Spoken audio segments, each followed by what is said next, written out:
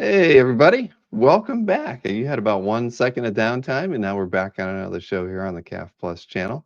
So, thank you all for joining us here and for attending the prior show that we had going on with the CAX, Card Art Explained crew, talking about OAX and offering up some pre-OAX opportunities. I think Mr. Perna is close to being sold out. Miles definitely, I think, went exceeded his limit, and we got several in for Mr. Foreman as well. So congrats to all three of those gentlemen. But today we're actually talking to a guy who has his own ties to OAX, but he is not an artist. He is an art collector, but he works with a pair of artists. Actually, he probably works. He knows a lot more artists than he works for. But here, let me bring in Mr. Patrick Wedge, and I mean, I should say, everybody, doesn't this guy look familiar? You've seen him? Probably, Yes, probably look that way. Just it's hard to tell without a wall of comics and prints in front of me. Right. exactly. And you kind of wear your T-shirt a little differently when you're behind the table and everything. But That's right. That's right. y- So, how long have you worked with Jimmy and Amanda? I've known Jimmy since probably mid to late '90s, somewhere in that ballpark. So, and then of course, once you know Jimmy, you know Amanda at some point, right? But Hmm. yeah, so I've known them and probably worked with them since early 2000s, somewhere in that ballpark, formally. Yeah, way too long, way too long. So the, the secret is working with Jimmy. If he doesn't say, like, uh, his birthday and we share a birthday, but I had to change my birthday to his. So that was like the biggest job requirement. So, uh, you know, that was the weirdest job application I had to say. So, Wow. And but here I thought we were going to get a really big secret that you weren't supposed to let everybody else in on. But that's it though. So just we too could get a job with Jimmy if we were willing to modify our birthday just a yeah, little bit. modify your birthday and really, like, degrade yourself as much as possible. That's the other key element. So, but Wow. so Who knew? That's all it takes, Phil. and you Okay. and really you have to know Amanda's coffee order by heart. Like, I can order her coffee without having to ask her and just know what her order is. So that's the key too. So. Is it that complicated? Uh, n- it's not the simplest, I'll put it that way. So, literally, I called in the order one time to the local Starbucks and I said what it is, and the local Starbucks to her said, "Oh, is this for Amanda?" And I was like, "Wow, this is that's how bad it is." So, I mean, it's so special. So, Wow. That's when your coffee order precedes you, you know that you've either ordered there a lot or you've got one of the most unique um, yes. combo order requests that you could possibly do. Yeah, for her, it's both, right? So, yeah. But, so yeah, so I've worked with them probably since early 2000, somewhere in that ballpark, and then just know them a little bit before that, just got to know them. And, you know, I've said several times, just, I don't care if I'd work with them or, not, right? Like, they're just good people. So it's just always, it's what a lot of this industry is, just a lot of good people, which is why I love that kind of stuff. And, shameless plug for you guys. That's why OAX is so great, because you can actually meet with all of these artists and have, kind of a nice time with them and not be rushed, and actually get to know them as a, individual, rather than, just sign and move on, right? You can Mhm. actually engage with them and talk. So, plug for Bill there on, unscripted, hey, if anybody's out there even can remotely considering it, you need to get to OAX. I cannot recommend that enough. So Thank you. I will tip you after the show, Patrick. I that's right. appreciate That's right. So that. So yeah, I wasn't sure if you'd do a show with me, just because I thought, well, I know you've collected a lot, but in your CAF gallery, you really focus on promoting art sales for both, Amanda and Jimmy. So I was like, yeah, I figured maybe you were more of a private collector and you wouldn't want to really talk about your personal, but here we are. So now yeah, I you got to kind of appreciate like it. So spill the beans a little bit. Like, that's how that's long have you been collecting original art? Why did you buy uh, that piece of original art? We have many uh, questions here. sure. So yeah, I've collected for a long time, actually, into the '90s and stuff. Not like a heavy collector. Um, I am all. I've always been a person. I love creators, right? Like the comics and the books and the characters are, obviously fun. That's always what I've always been into. But the art side and the individuals and the creators, that's the stuff that really, I guess, I enjoy. I really like. So it wasn't always so much about you know how many pieces or how much I could get. It was more of just, does the piece or the person speak to me? That's the kind of stuff I like. So um, one of the, probably first, I would say, first 5 pieces of artwork I bought, I'll show you. We'll talk about tonight, and that was the one of the Superman John Buscema Kevin Nolan pages. That was one of the first pieces of artwork I actually bought. So that was it was fun, right? So I just started collecting artwork, and then just slowly, get pieces over the years of people I, I'm good friends with, or friends, and love their artwork or love their style. And then I'm, as you'll see, and everybody will see, I'm a sucker for Hellboy. That's my guy. So anytime I get a choice to have somebody do something, it my default is always Hellboy.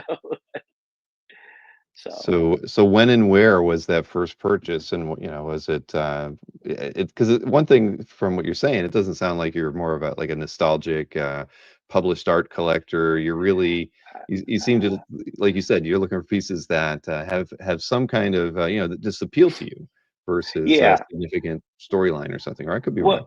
yeah, no, no, I do like published art. I do actually like artwork from comics and stuff. Hmm. It's just, it is hard because it's kind of like, if the story was fun, or it was a story I'd love to have, that would be a piece that would be cool for me. Or a lot of it is sometimes just, uh, how do you want to say it? Like, it brings back memories. Like, I'd love, old stuff.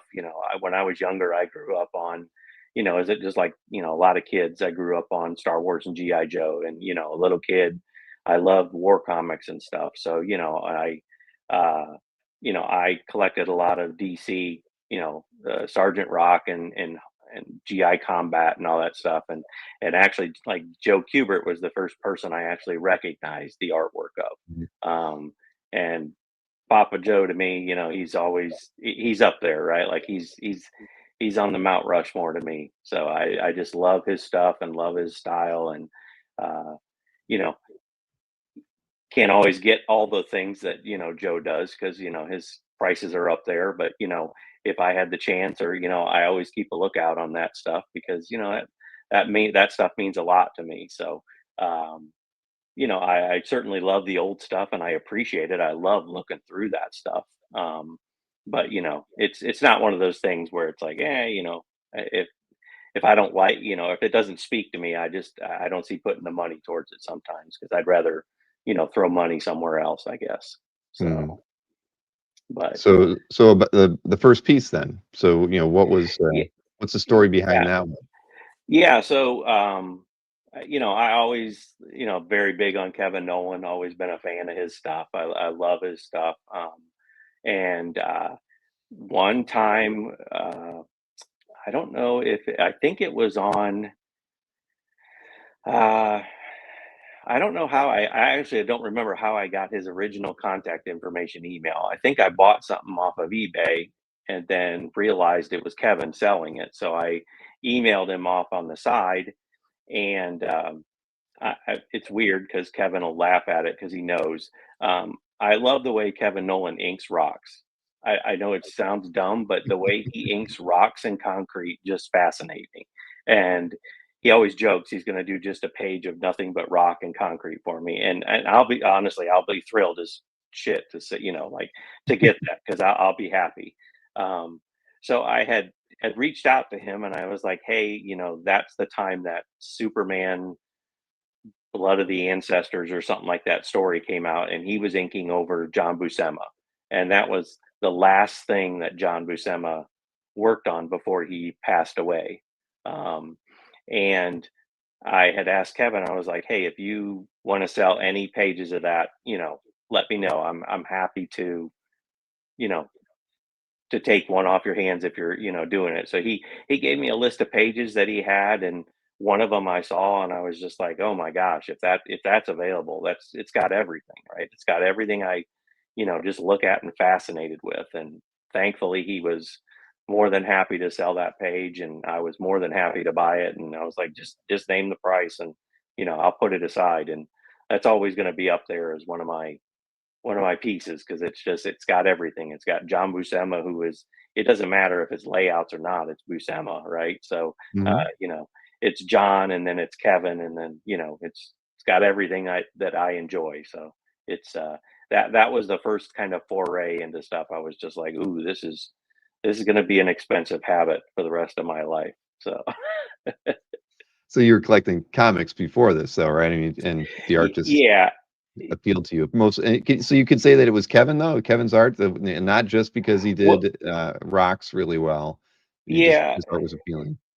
Yeah, it all, to me, it all started with Joe Kubert. I mean, that was when Mm, I was a kid. He mm, was the first person's style that I could recognize, and as a kid, I didn't come up in a great family situation, so I had to hide in my closet and read comics. That was my fun escape world.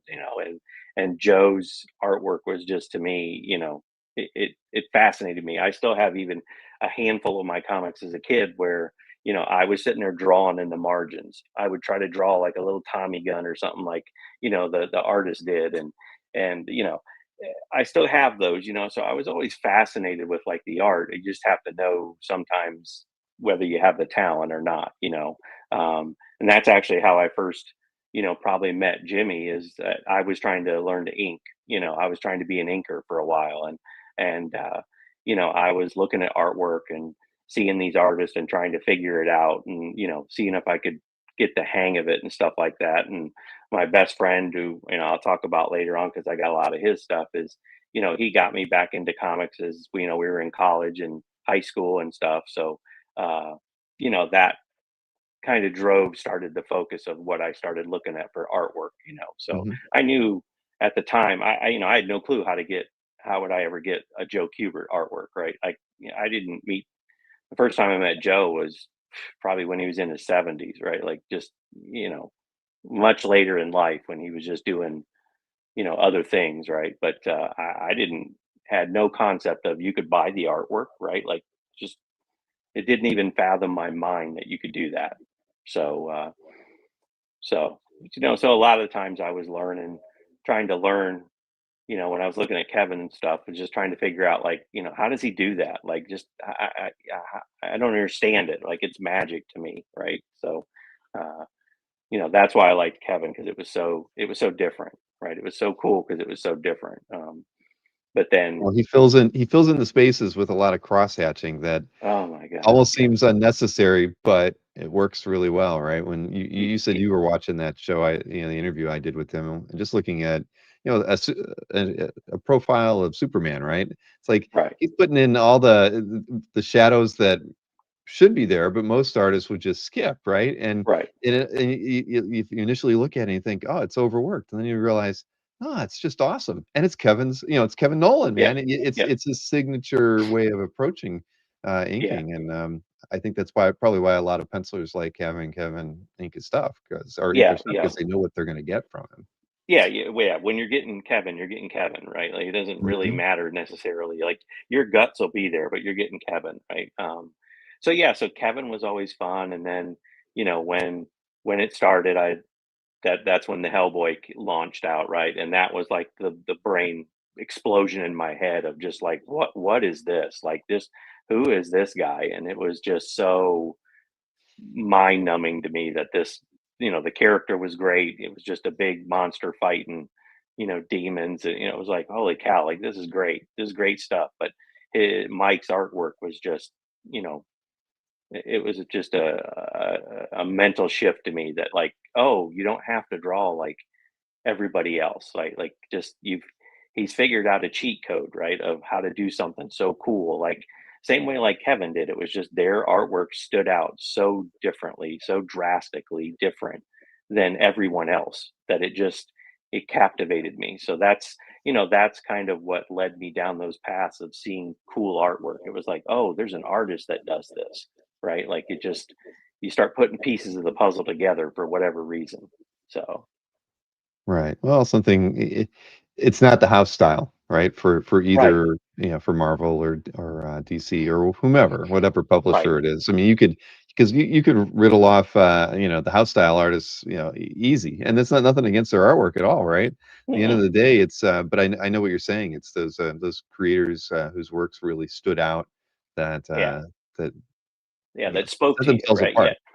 Yeah, exactly. And yeah, to your point, right? Like I respect all artists and stuff. If their style is what works for them and it works, and it conveys exactly what they're doing, like that's totally fine. It's a lot of work. I 100% appreciate now more than ever, right? Like I've seen what goes on with a lot of these creators and letters and colorists, and that was half the learning process for me, and why I actually enjoy some of the stuff I do now is I understand kind of more what each piece of the puzzle goes through to put a book out, right? So I even if I can't do that specific task, I really like to understand, and that's just how I'm wired. I like to understand how it works, right? So, you Hmm. know, I that's why, when I was trying to ink and stuff and buying artwork and stuff, that was I wanted to physically see it so I could see, oh, like that's what you mean by doing this, and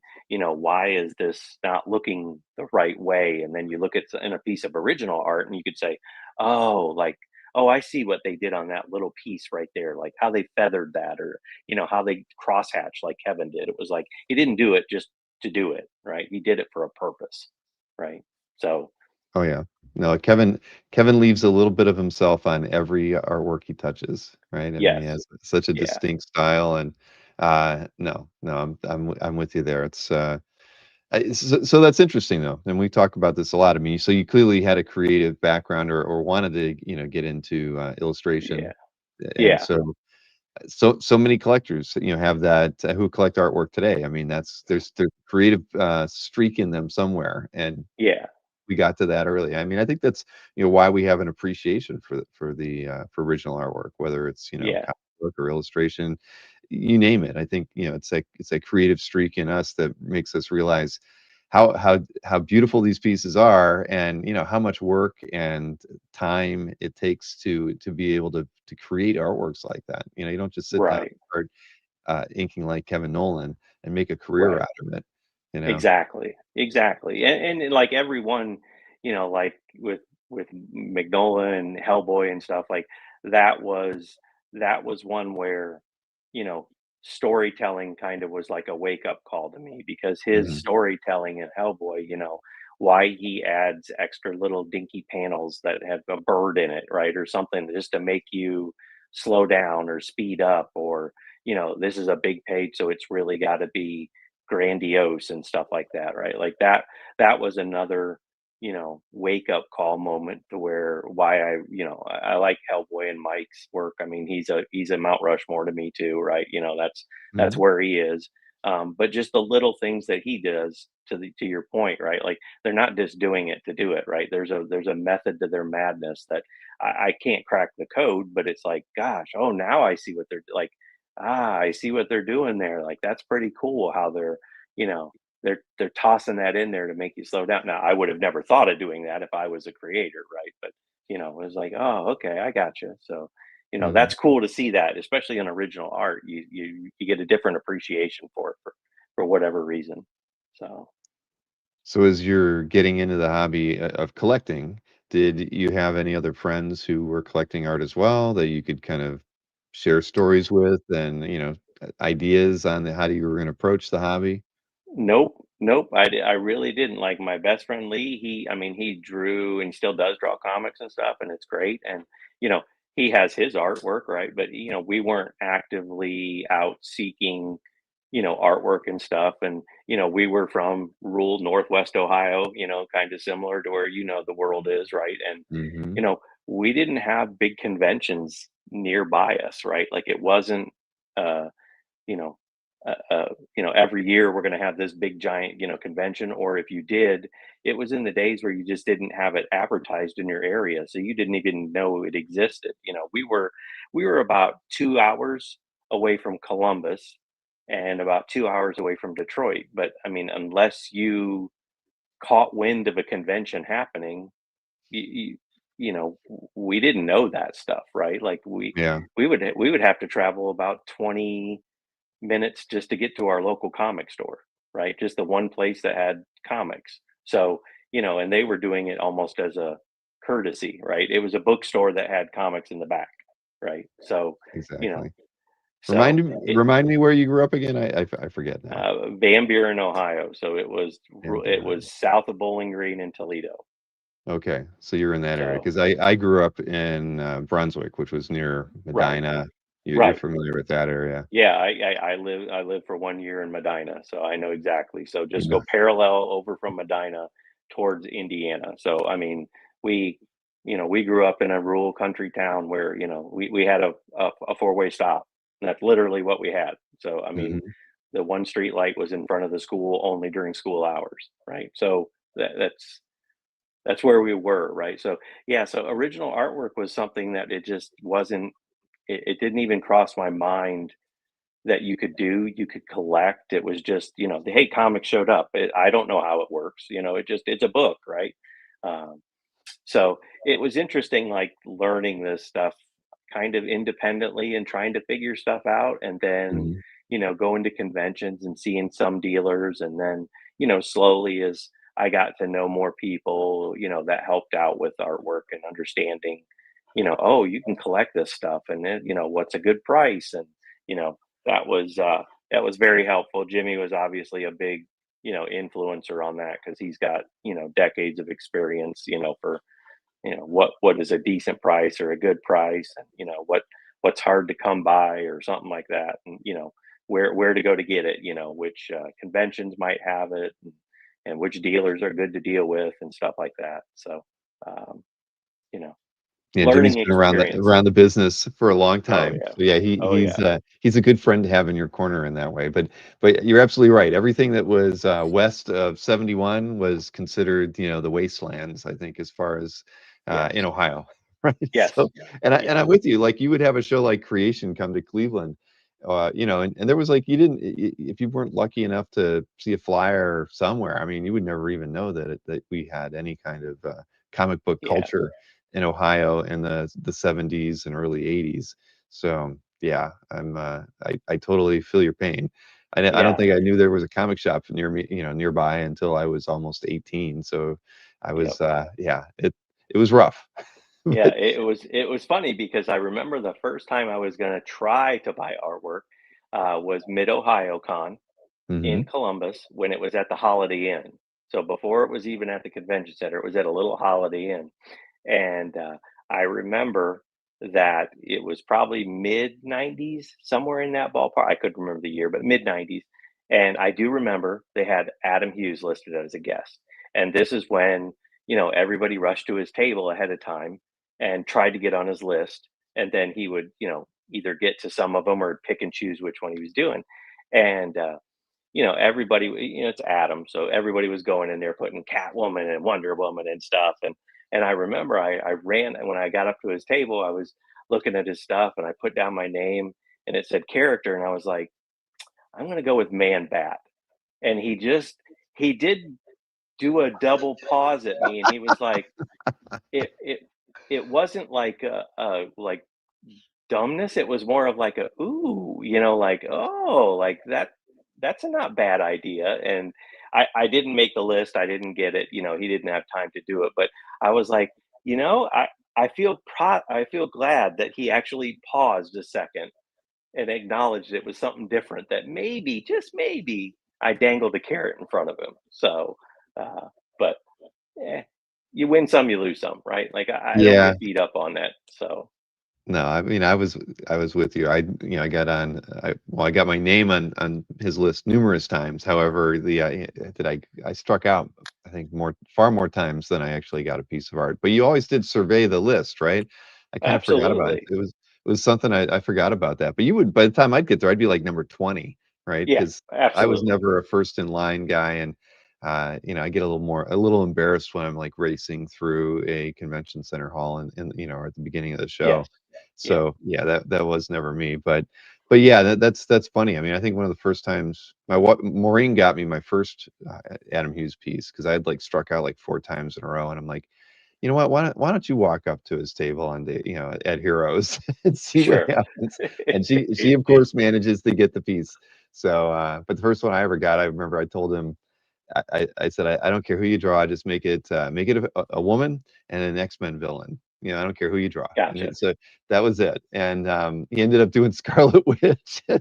You know, she was like reading a book of like, I think the book said X-Men history on it. She goes, "Oh, I used to be a villain of the X."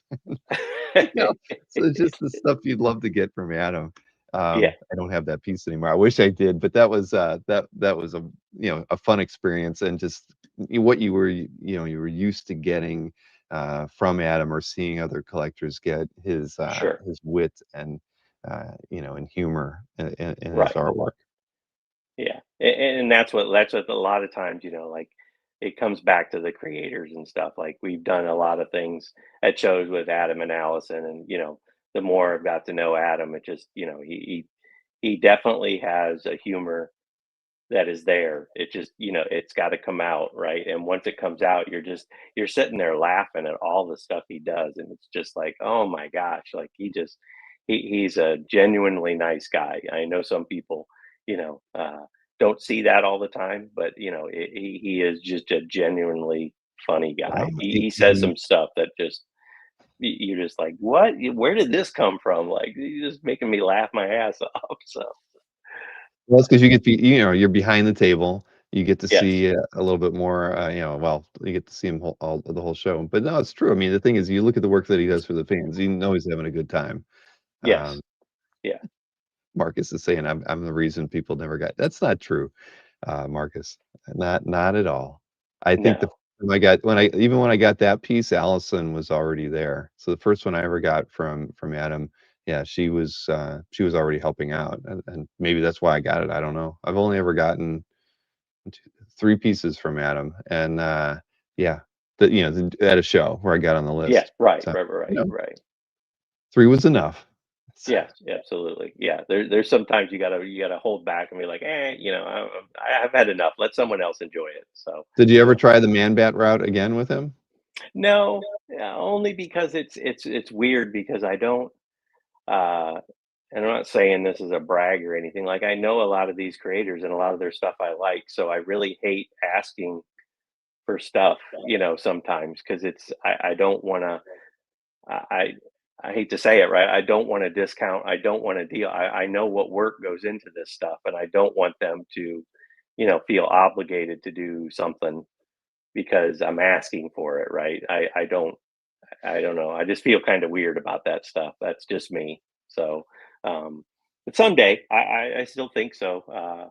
I have probably another thing I'll have to shove in front of a man bat for my wife, but that's a different story.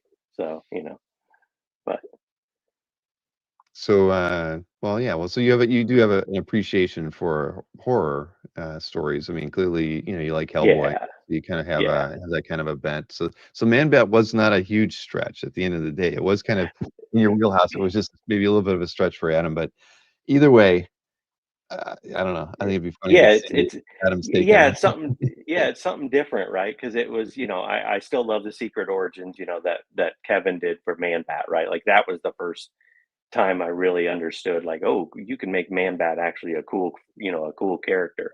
And, then, it was just the idea of how do I try to approach things differently with people, right? Like, Mhm. how do I spark that, different, "Hey, that's something different," right? I'm not gonna draw the same Power Girl or Wonder Woman 700 times that, how many times am I going to draw Batman on a gargoyle, right? Like it's got to be exhausting, right? So if you can throw something different at them, at a creator, right? Maybe it works out, maybe it lands flat, right? But you hope that maybe you get that 1 out of 10 times that someone has that little spark in their eyes, like, "Ooh, that's a different idea. Like I want to do that," Mhm. So, but so, but but again, that's, that's if I'm going for a drawing or something like that. I do love original art. I love cover art. I love cover art for the design, aspect, how they, lay a cover out and try to draw the attention, and the graphic design for it. Like that stuff just blows my mind. When it hits right, you want to stand up and just clap, right? Like that's me. I just look at that stuff, and it's so cool when you hit a good cover. It's like, holy cow, that's a beautiful cover. Like it just just laid out perfect. It's colored perfect. It's drawn perfect. It's just, that stuff's fun. But as you know, that get really expensive very quickly. So Yeah, if you're a cover collector, you better have deep pockets. yeah, At least and if that's not. Mike Mignola is one of your favorites, which, Oh my god. they are. So, yeah, you got a few you gotta have a few Benjamins in your, bank account Yeah. for that. Yeah, there's like a couple few holy grails that I would love to have, and they're all covers of Mike's, and it's just like I've got to save the back pocket for those things. So Yeah. So how did, you and, Jimmy and Amanda end up, you know, doing work together? Because you are wearing a paper film shirt tonight. yeah, I don't have one, or ye- I would've worn mine as well to well, support the we'll team. have to fix it. We'll have to fix that next time, Bill. We'll make sure we'll fix that. So, yeah, no. So, like I said, I started inking for a while, and trying to learn to get better and stuff like that. And you know, Jimmy, I met with other artists and asked for advice and gave him samples and tried to, you know, correct things and learn things and stuff. And I remember it was at Chicago. I think it was the old Wizard World Chicago. So it was pre, you know, C2E2 or all that. So it was Wizard World, and Jimmy was there, and I took inking samples up because I knew Jimmy inked. I mean, I knew Event Comics, and we were on their message board at the time, right? So we followed Event, and we loved Event, and they were always interacting with people, and you could just tell he was a good dude, right? He actually would talk back to you, like his reply back to you and stuff. So Yeah. when we were at Chicago the one year, I took a sample packet up to him, and he was kind enough to sit down with me, and he was very upfront. He's like, "Oh, do you want to, you want a good review or do you want a real review?" Right? And I was like, "Well, I want a real review." And he was like, "All right, well, this is good. This sucks, right? This needs to get fixed." And he actually tore me a little bit up on pages and stuff, which I didn't defend it, right? I was open to the criticism, right? Like, tell me what I'm doing wrong. So, uh, you know, he, but he was nice. He was very good. He was like, "Here, take some samples, mail me some new ones, right? When you get it done."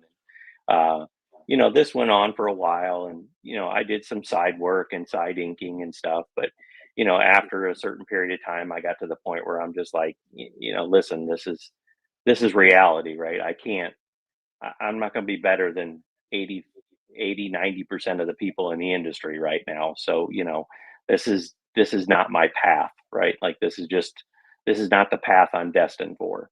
But I liked working with Amanda and Jimmy, right? Like I met them at conventions, and we talk on the phone and chat and email, and they're just nice people. So I kind of just pivoted to say, what can I help you with? Right? Like what skill set do I have that you can leverage to do projects and help you guys out, and you're just good people, right? So that's when I just started helping them do you know books and campaigns, and then we got a website up and running, and then we dived into the Kickstarter world decades ago. I mean, it's been 10 plus years we're doing Kickstarters, right? So we're Mhm.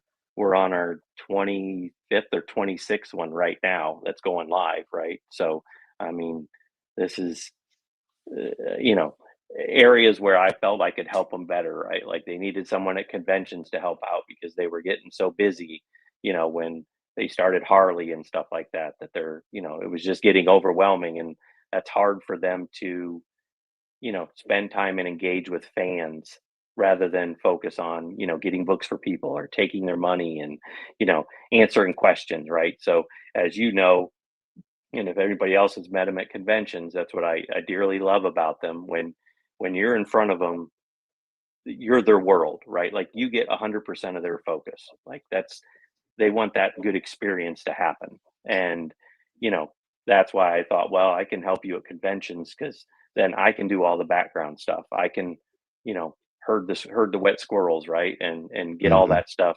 organized so that way when the fan gets up to meet them, they actually enjoy the experience, right? It's not a sign and barely look up and move on to the next person, right? Because that is, like I said, when I was in one year when Mid Ohio moved out of Holiday Inn and into a convention center, that's the first time I met Joe Kubert. And like I said, I was a little kid again when I met him, because I was, in my 20s, and it brought me back to as a kid because I'm like, it's Joe Kubert. This is the man.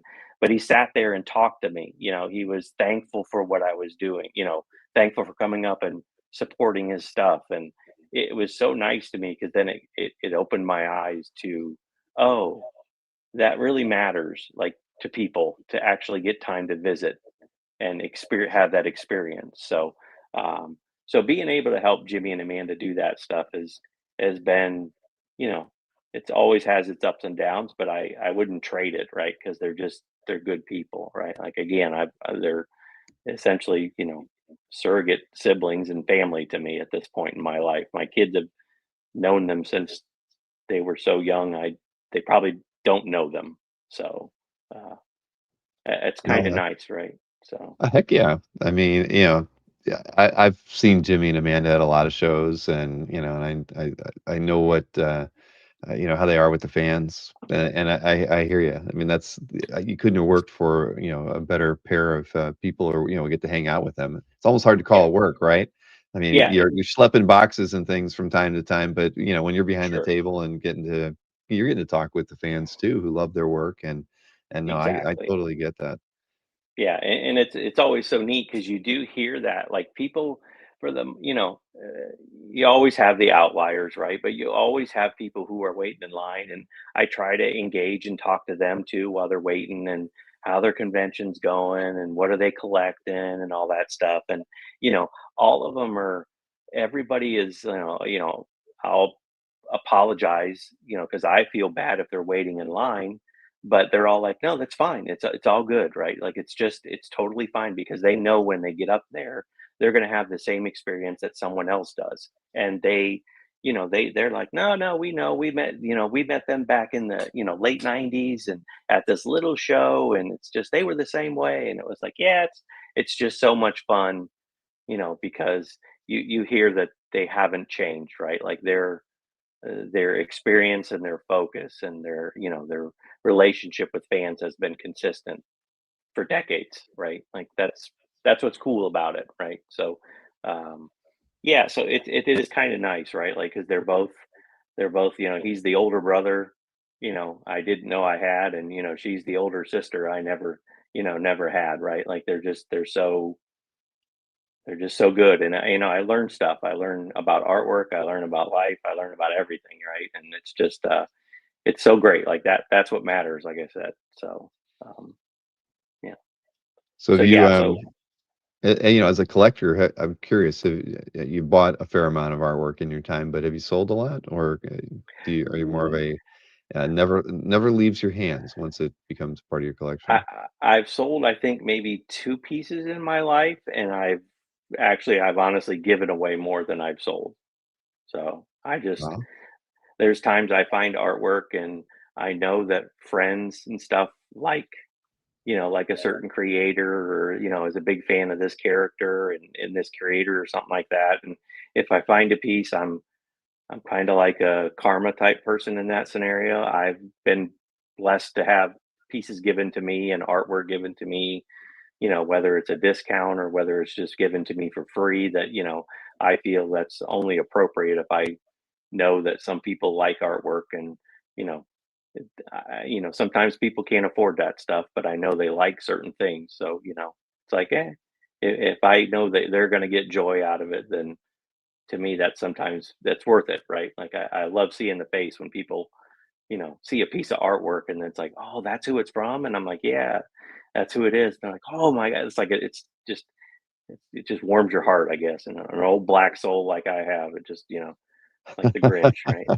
Yeah. No, I love giving art as gifts. I mean, I've bought quite a few mystery sketches from, like, November Comic Con Lives, and I give those away Yeah, as gifts, to friends, and I bought stuff for the family, and oh, no, I mean, art's something you can give away as a gift because I mean, who doesn't have an appreciation for it one way or another? And if they're into the character or the artist that did the work, I mean, shoot, you're just introducing somebody to the thing that you love, and hopefully right. they appreciate it the same way. Yeah. Um, And but and you it's know, something and it's something unique too, right? Like, I mean, I can Mhm. go out to Target and buy a hair dryer for somebody or, something cheap and chosky, it's gonna go away, right? But, having someone you hand someone a page from a comic it's a one in one. There's no one else is gonna have that, right? Like, enjoy it because this is something special, right? This is unique. I put some time into it. I thought about what you liked and what you enjoyed, and it actually spoke to you rather than that's what was on the corner end shelf of the aisle at the store, right? Right. Yeah, So no, that's true. I mean, I'm a Marvel guy, but I can see a piece of DC art and appreciate it just as much, and maybe, just maybe, even buy it, because yeah. the day it's not always about the characters. It's sometimes about Right. the art or the creator you want to get something from. Like, my dream piece is still a Joe Kubert Brave and Bold Hawkman page. And I Oh can honestly yeah. say I've never read a complete comic, from that era, No. cover to cover. I've read a page here or there, but just from seeing stuff on CAF or Yep. whatnot. But that's what I want. It's a Yep. goal, of Yep. mine. Yeah. And it's Yeah. not getting cheaper every day, but it's that's what you know what I mean? It's like that's It's the just one of the greatest things about, OA collecting is that yeah. it's not always, you don't have to stick down a single path. Certainly after you've Right. been collecting for as long as we have, when you're over 25 years, collecting original art, Yeah. if you can't stay on that same path, you're gonna get burned out No. on it. You can't only buy Mike Mignola covers of Hellboy. I mean, it Absolutely. just can't do it. Yeah.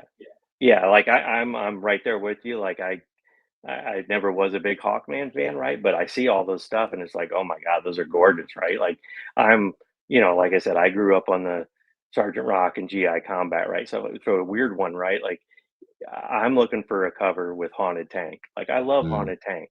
That's not likely what Joe's known for, right? It's just not probably in the top 4 or 5 things people are gonna say, you know, what do you want of Joe? It'd be like, I want a haunted tank. It's like, okay, that's a weird one, but whatever. But it's cool, right? Like that's the stuff that's kind of neat, and that to me is a little bit more. I don't want to say it's more achievable than his personal stuff, right? Like I love his personal stuff, like Facts from Sarajevo and all that stuff. mhm, Like that stuff is great. Like it's just great for reading and stuff. But I almost don't want to have it in some way because it's so personal to to Joe and my memory that it's kind of like, I want to bring that kid back to myself, right? Like it's just mhm. that's what you want. So, but There you go. Peter Rose says, "Joe's Unknown oh yeah, Soldier" is also great. absolutely, absolutely. So, I don't even think I told you, you can actually can you see the chat, or did we switch it over to that, or are you still I saw the one when you posted up. Yeah, when you put it on well, the if screen, look I in the could see it right-hand there. column, just click on the comments Oh, tab in the oh, right-hand the column, then comment section. Yeah, I had it yeah, on private chat. Okay, that's I cool. should have told you that when we got there, No, so, it's yeah, okay. I didn't even think twice about it. So, yeah, that's all on me. no, But, it's okay. So, so, yeah, now you can see all the conversations going well, on that's great. while we're talking. Good. I can hear everybody ripping on me, so that's good. Yeah. So, it's awesome. I know that, Amanda has that art show at the Imagine Museum. That's pretty Yeah. cool. I hope to make it down there. Kessler and I, if we had any free time, I think, I'd be going down there and having Jimmy and Amanda take us to the museum to see it. I mean, that's gotta be, pretty cool. I know there's not a ton. I think there's like 25 of her pieces there, but still, I mean, the more Y opportunity we can get comic book artwork into, museums and spaces like that, the better. yeah. Yeah, it's great. It's a great idea that Jimmy and Amanda spoke with them at the museum probably about half a year ago or something. They did like a comic, theme night one time, and they had Jimmy, Amanda, and their buddy Craig Whedon, who helps write some stuff with Jimmy, kind of do a panel for everybody. And we got to walk around the museum, and it was pretty cool. And then when they said they were going to do this exhibit for Amanda. I was happy just from her, for the perspective of for her, right? Like, you know, I can't tell you again how much, I love Amanda, right? It's just there's something about her stuff that just makes you smile and laugh all the time. Like, I just see this stuff and I chuckle, right? So it's kind of nice to say it's cool to have a gallery and exhibit of her stuff because I want others to see that too, right? I want to have them see pieces and see small things and kind of laugh just as much as I do every day. That maybe people that don't have never looked at that stuff and now are looking at it in a different way, right? Hmm. So it's cool to hopefully expand, that market in the sense that even just for someone to appreciate it, even that right there is enough that, we're hoping plants the seed, right? In one person that wants to be an artist or one person that wants to, hey, start collecting, right? So um, that's one thing I like about in some ways OAX and shows that I can do it is Jimmy gave me, because he inked forever, right? So he's got artwork up the wazoo of his work. And he gave me these stacks of pages that were non-character pages, right? So they weren't anything, you didn't have Batman swinging all over them and stuff, but they were nice 6 panel pages or 4 panel pages of just good stuff. And he was just like, let's just list them, let's just put them in a stack out there for, you know, $50, $75, whatever, because you never know the person that, hey, I can't afford a Magnolia cover, right? But $50 and I want to learn about artwork or I want to start a collection, it's a Hmm. great way to do it. That's not taking advantage of it, but it's also given it's given a person a nice little, dangling a carrot of something affordable with a one-to-one, right? They're not going to get anything else. So, Right. I mean, we know a few collectors at OAX that go right to Jimmy's table just to see yep, that, that low price bin that he brings with him when he goes yep, out to shows. I, yep. I, I regret not getting the. I have not looked in one of the bins yet, but Oh my gosh. did Yeah, you you have gotta. that at the last show we were at? I don't Yeah, remember. yeah, I did, right? But Oh my God! So you even had it there, and I actually had time, and yeah, I still didn't get to see it.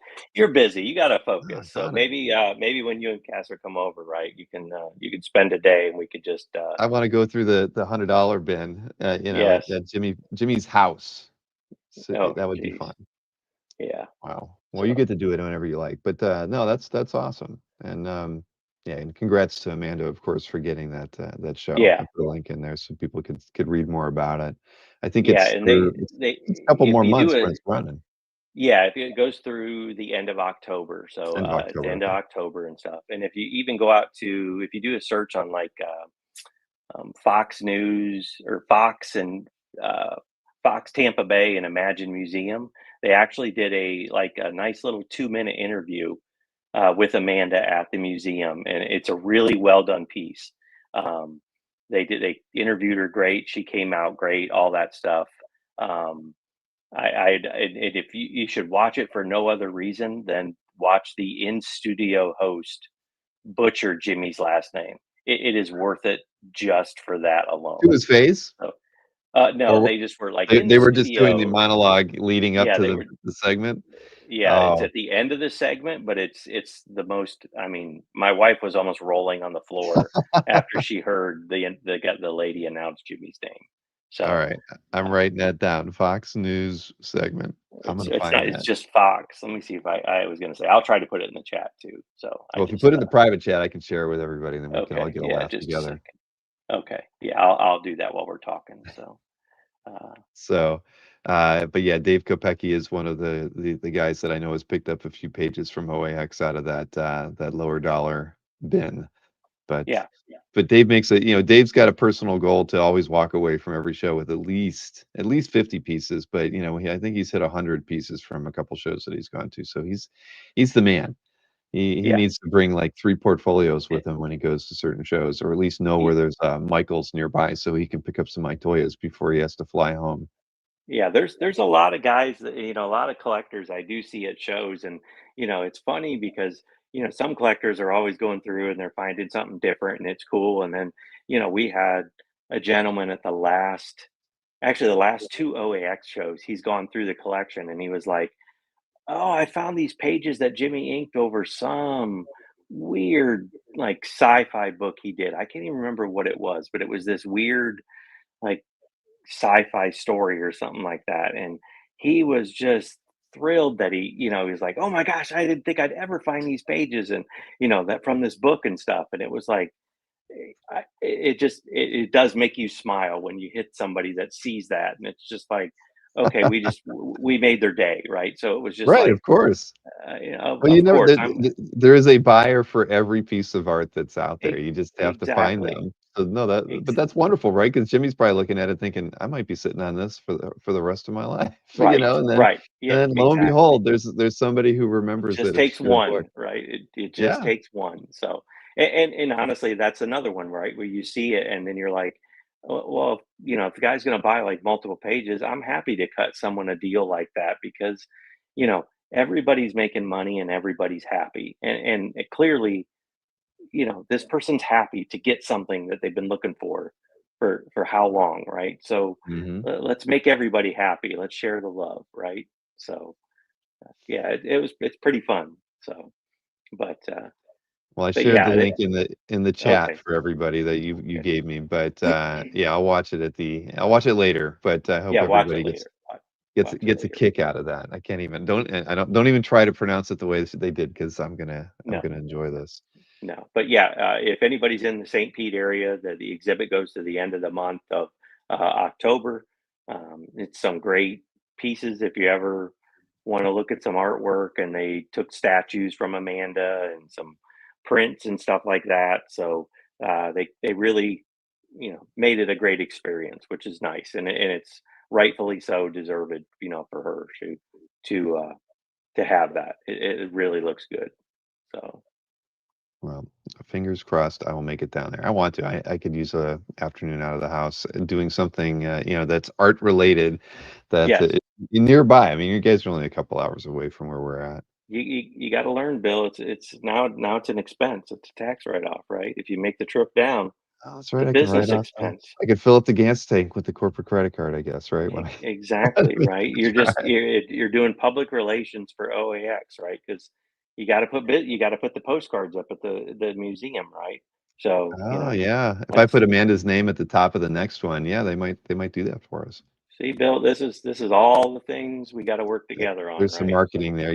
We there there's are a lot of small galleries and things around the Orlando yep, area. We've contemplated, like, how do we reach out to those? Because I think there's even some, like, gallery groups, that have, that somehow pool together their resources to promote right, each other, and yeah, if we need some boots on the ground, I think, in Orlando to kind of figure out what those are and who the contacts are. We've reached out to the museum a few times. They just never really follow up. right.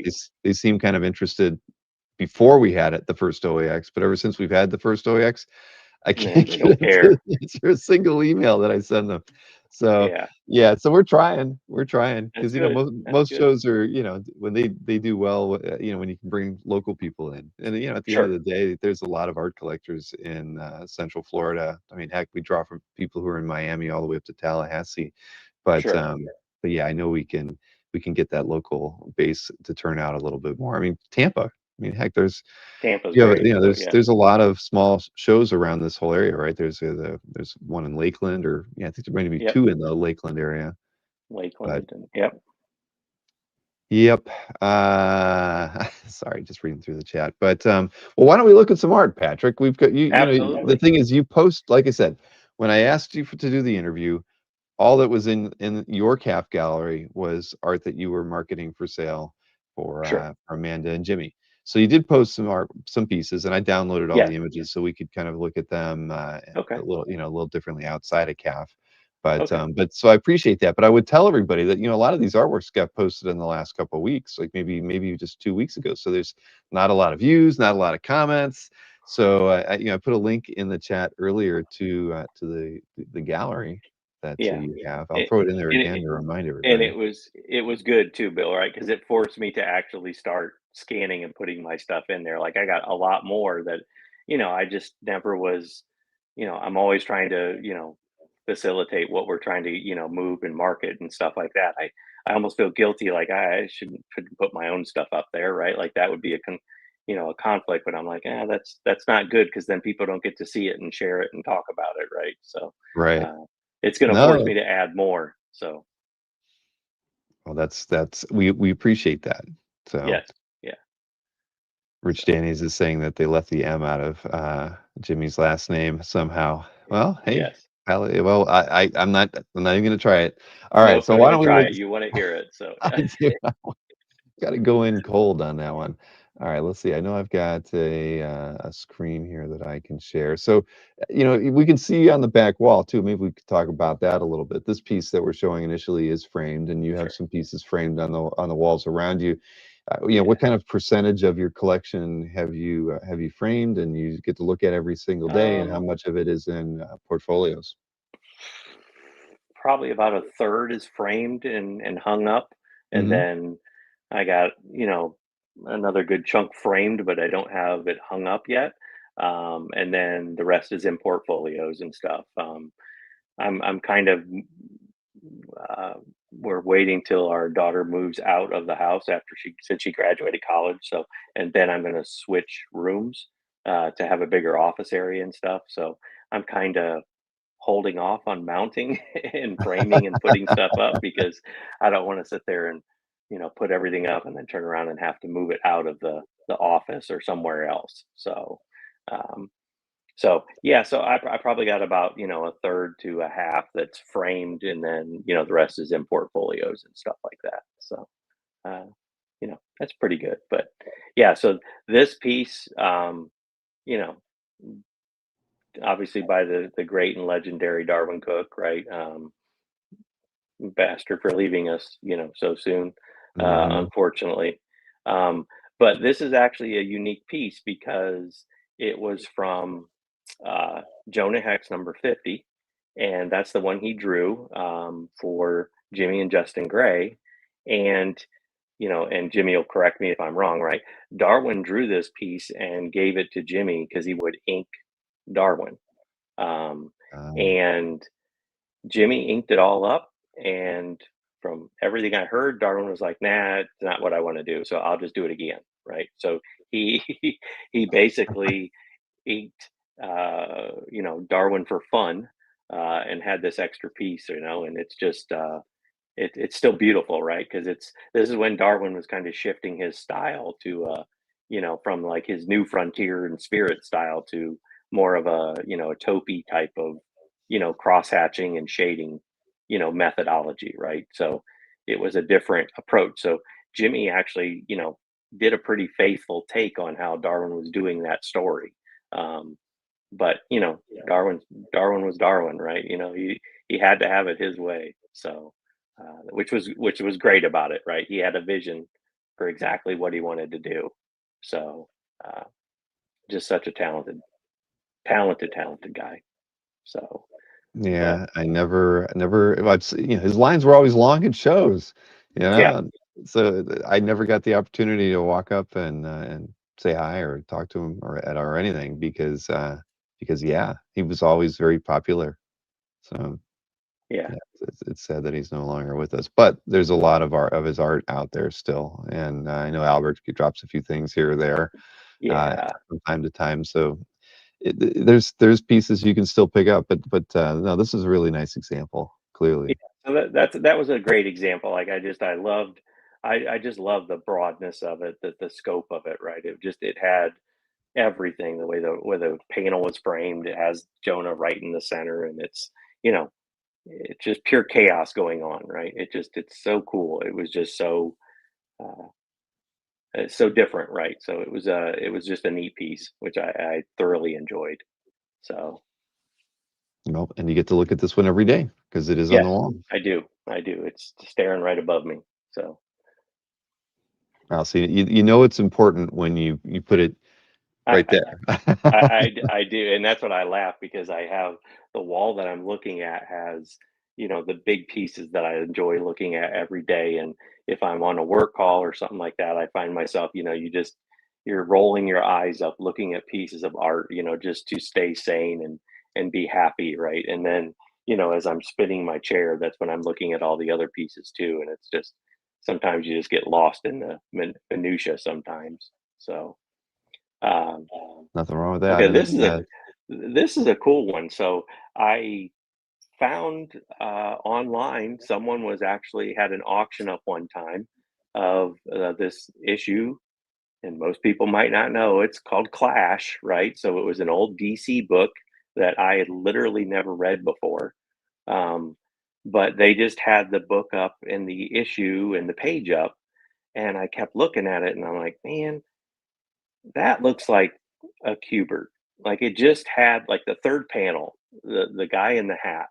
It mhm. just it made me stop and think. I'm like that just does there's something about that. So I kind of researched on it, and I'm like, holy crap! Like Adam Kubert did this, and I think this would have been closer to one of the first DC things he ever did. I could be wrong on that, right? But I knew it was early on, um, much before some of his other, big hits, right? Mhm. Um, and no one was bidding on this. Like literally, no one was bidding on this auction. And I don't remember what year it was, but I think I got this for like 25 bucks. It was just ridiculous pricing, and I'm like, holy cow! Like this is crazy. So yeah, one year we were at a show and I took the page up to Adam and I was like, Adam, I need you to sign this because I want to bring back memories to you. What did he say when he saw it? Oh, he looked at it, and it was something along the line like, oh, look at that face. Oh, look at that. Just like like any other good artist, they always look at their old stuff and think, how could I have done better? Right. Like just it's a crux and it's a curse, right? For some of them that they're never going to be happy with what they did, and I get it, right? They always look at their old stuff and think, how could I be better? But I still love it, right? Like I look at that, you know, early on, like I said, that third panel with that's the reason I bought the page, right? Like that face and that hat right there, because it just, I'm like, that's almost like Logan, right? Like that's his cutting his teeth on how he wanted to do Logan, right? It's the frumpy shadow on the top of the head, Mhm. scruffy beard, you know, slouched over. It just to me it has the framework in early stages of how he was going to start doing Wolverine, maybe without knowing how he was going to do Wolverine. So at least that's my opinion, right? But you know, that also reminds me the face beside it then reminds me of his dad, how his dad would draw people, right? It's the confidence in the inking and the line work that just that's one of the reasons I always like Joe. If you ever saw videos of Joe drawing, it Mhm. was just the confidence. It was just it just blows me away. It was just do rough outline and okay, I'm just gonna grab a brush and start going. And it was just like, holy cow, right? Like just it's crazy, right? So yeah, it was just a great page for me because I just like I said, I bought it because it was early on, but it just that third panel was just that's what sold me. And it's funny how you do that with artwork. It's just, you know, the rest of the page is cool, but that one panel is what made it. So Well, you never know what you're gonna find in, from obscure auction houses or whatnot, or how, exactly. you know. I have not gotten lucky yet, but I have friends who've, just managed to score some good stuff, but, yeah, there's a lot of places that pick up consignment items, and you never can tell what they're gonna have. Exactly. Exactly. So yeah, so this was a fun one. Like I said, I had no knowledge of the story or the book or anything like that, but Mhm. the artwork just it was fun. It was cool and obviously a great price. So Yeah. uh, You didn't find this one at no, an obscure auction or similar? no. Actually, this was actually from someone on CAF. So I actually was searching one time, and I found a gentleman who actually had this piece up for sale, and I hadn't really seen it before, so I was like, I don't know what it's related to, and then so this is was used at the 25th anniversary of the Comic Art Museum. It was like the 25th anniversary tribute to Hellboy at the Comic Art Museum, and Mike did this piece up for the auction, right? So, or for the gallery, right? So the museum. So um, it was part of that exhibit, right? Where a bunch of artists and stuff did their own interpretation of Hellboy to celebrate it and stuff like that. So um, thankfully, the individual on CAF had it for sale, and it was a fairly, you know, what I would consider reasonable price, right? So I was happy to be able to, work with him and get a mic piece, right? Like this was probably my first, big purchase, if you want to call it that, right? Like this was one that made me hesitate, right? But it was also one where, you know, it's Mike, it's Hellboy, right? So it's just Exactly. it it's everything about it. So that's one that proudly displays in front of me because I love just the graphic design of it. The way he spots blacks and whites is just you know unchallenged at times, right? Like it just his graphic design is just it's great. So Well, I'm glad uh, you picked it up through CAF. yeah, There's art to be had there. Uh, absolutely, even great pieces like this. And you're right. I mean, at the end of the day, if this was something that was a published Hellboy cover, gosh, you never know. yeah. But it wasn't, so it gives you, they can't price it like that, and you still get a piece that should be a Hellboy cover. Oh, So, yeah, absolutely, right? Like, it could be I think it was printed in, like, the museum the gallery, mm, program or whatever you wanna call it, but, yeah, to your point, right? It's not on the comic, it's not on, a video game or something like that or a poster, right? But I still look at it and just say, it very well oh could hell, be, right? It still looks it should beautiful, be right. No, right? I mean that's no. Yeah, trust me, I'm not trying to devalue the piece in any way. I Oh, think absolutely. my goodness, I'd kill for something like this. Yeah, I mean, because no, this is absolutely beautiful. Yeah, And yeah, this is a little, like you said, it's 25 years on and everything, but I like, I like, there's not probably any era of Mike's work on Hellboy that I don't like, because it certainly has yeah, evolved from the early stuff to this ab period and even to what he's doing now. yeah, But you can't, it's like you yeah, can't draw you're never gonna draw the same way, or the character the exactly, same over that length of time. So it's kind of cool getting to absolutely. see, Mike evolve through the years and the way he saw the character and chose to draw the character. And yeah, no, I think this is awesome. You Yeah, lucked that out. was yeah, this I 100% lucked out on it. I'm very happy. We were at New York Comic Con last year, maybe. I can't. I think that's when it was when he had the gallery in New York. Um, and I had briefly met Mike to get something signed in San Diego one year, years, I mean, decades ago, and then hadn't really got a chance to meet him again. And then they did the gallery in New York, and Jimmy and Amanda were nice enough to get some tickets to go to the creator only gallery. Um, so we went to that after one day at the New York show, and to me, it was just like almost nirvana, right? Just seeing all the stuff and Mike was there and Christina, his wife, was there. And it was funny because Jimmy was like, "Are you gonna go up and talk to him?" I'm like, I don't know if I can, right? Like I I feel so childish, right? Like I don't almost don't want to, right? You get that scared kid thing because you're looking at all. Yeah, Drew was with me.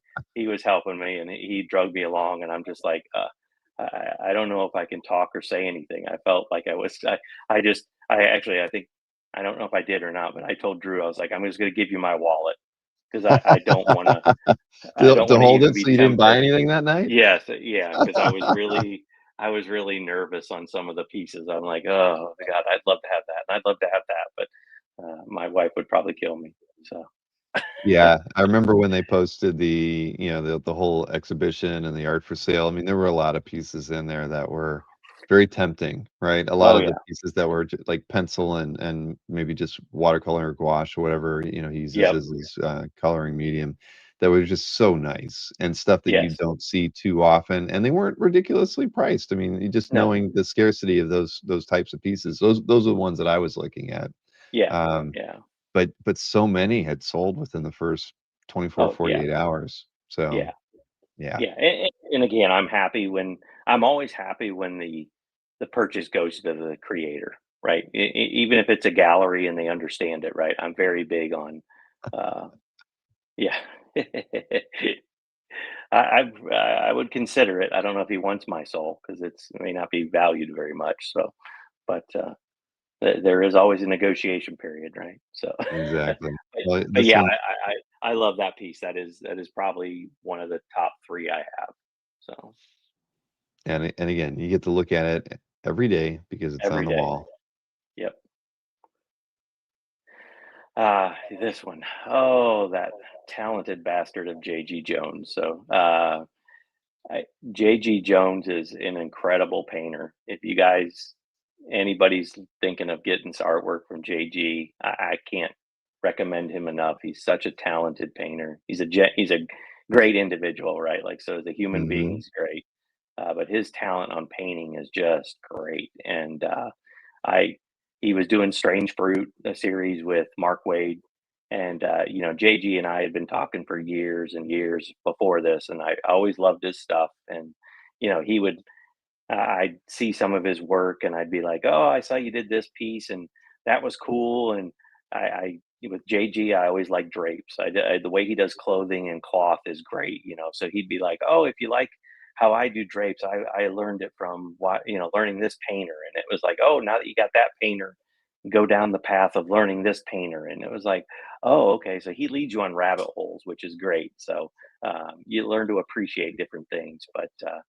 Yeah, he had this unused cover for Strange Fruit, and it never made the cutting. It made the cutting floor. So, but I looked at it and I was just like, my God, it's beautiful. I mean, it's a graphic design that's great. It's just such a striking image. It's just there's everything about it, right? The cotton looks just like you could reach out and pick it, right? Like it just truly is such a Oh, powerful yeah. piece. Yeah, that's 100% Daniel. That's exactly right. It's just perfect. So, uh, but yeah, it's graphically and visually stunning. It's just hard to say how cool it is. I mean, the lighting's great, the shadow, the whole body is just beautiful. So, It's gorgeous. I love his color work. I love his when he's just doing tonal work. Right? Like yeah, my favorite interior stuff from him would be from like Wanted or Black yes, Widow. Those yep, two books are like, probably two of my favorites as far as his yeah, art goes. And yeah, if I yeah, ever got anything, I'd probably lean towards an interior from those just because they're just so striking. Everyone yep, I've seen, I love. I don't care. It could just be a page of talking heads, and it's still yeah. done so well. Yeah.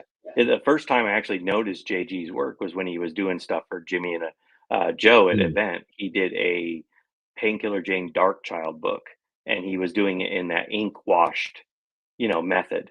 yeah. And it was just like, holy cow, like this guy's got something figured out, right? Like it's just, it looked different than a lot of people were doing stuff. So it was just like, well, okay, this guy knows what he's doing, right? So that's the kind of stuff, like you said, you see it and it's just like, holy cow, this is great stuff, you know. Yeah, and those So 2 books that, I mentioned, I mean, the idea that, yeah, you get pencil and ink it, so he's really every page is all him, what he wanted it to look like before it went to the colorist, and, we see a lot of creators today that kinda, that they're well known because of that, right? right. That's the path they've gone down, whether it's Jenny Warren Johnson or Nick Klein or, Yep. guys who put a lot of who do the finishes on their interiors too.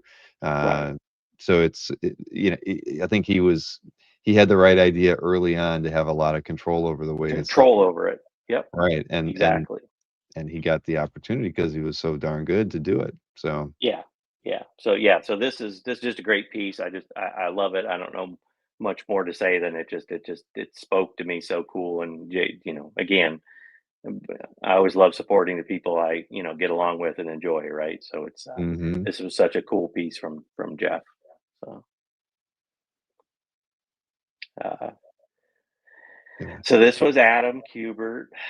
So I kind of guilted him in. So one of the very few times I do guilt people into things. I actually had some of these limited Hellboy sketch covers, and I was doing some stuff for Adam and helped him out a little bit, and we kind of did some things. And I was like, hey, I said, you'd ever consider doing a Hellboy sketch? And didn't have to be anything, fancy. I said just a little ahead, be cool, right? I just, again, Adam and his wife Tracy are just good people, right? Like they're great human beings, regardless of anything they do. They're just good people, right? So, but of course, I know he's a good, artist. He's an incredible artist, and I kind of joked with him, and he's like, "Yeah, I'll do that." And I was like, when he came back with that, I'm like, "Holy cow! I don't."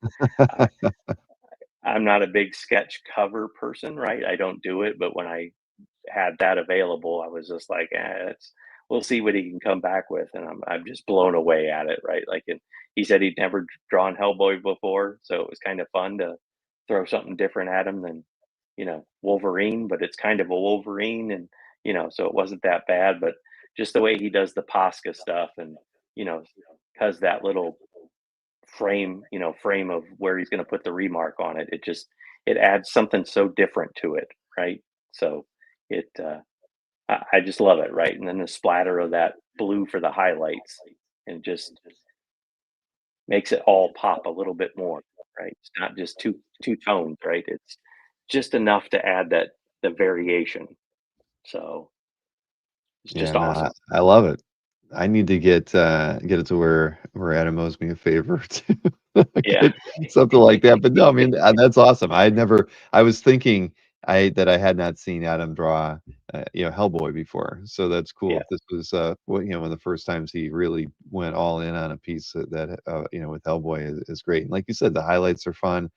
I think he's he's done a lot of convention sketches over the years, but the stuff he's been doing the last few years where he throws in some color, especially a color Yeah. that you wouldn't think would work right, like a Yeah. pink or something like that. That's his Exactly. accent color, and yet Yep. it works so darn well. Yep. And yeah, no, I always enjoy seeing him post stuff socially when he's at a show because you Yeah. just don't know what he's going to post, but they're always going to be cool. Like Yeah. Wolverine's reflection in Juggernaut's helmet or something like that. Right. He always does Right. something very creative. Yeah, and we've been at shows where we've done, and I've helped him out or something like that, and I've done the stuff where he's done his experience, and you get the sketch from him, and he gets them. What I always love is he uh he does most of the sketches, like, I'd say 90% done, and then when he meets with the people, he finishes off of them so he can talk to them, right? Oh, nice. So he gives them that experience and finishes the piece of artwork in front of them. So they have that little, almost like peek inside the curtain, right? Because he's another one just like Amanda and Jimmy, where I've helped him out a couple times, and I see how he engages with fans, and he's the same way, right? Like there's a respect factor that he is engaged with you as a fan, and he does that same thing where he wants to hear about your story. He wants to, you know, talk to you about what do you do for a living, and stuff like that. Like he's so engaged with the person that I just, you can tell he's a teacher, right? Which is the Mhm. greatest thing about it, because you can see him actually know how to talk to people, and engage with people, and that's what's like I said, that's what's cool working behind the table sometimes, because you see that side of a lot of creators, and it's to me it's genuinely happy, right? Like I'm happy to see these creators that are engaged with the fans and talking to them, and putting a little spark in a young kid's eyes, that they're bringing up a really crappy kid drawing, right? But they're so magical about seeing an artist sit there and look at their stuff, and oh my gosh, that's so cool, keep drawing, and how did you do that, and here's a pen that I used to make it work, here's the Mhm. pen. So I've seen Amanda and Jimmy do that, and you know they give a young artist a you know an ink pen. They say, this is the pen that I use when I ink, see how it works, here, you take this pen. And I mean, the eyes that just explode in that kid's head is so magical. So that's why it's kind of cool with Adam, and like I said, I love talking with him, because it's you know I love his stuff, but I also love the person because of that, right? So it's cool that I got something, but it's also cool because I know that it's a genuinely good person, right?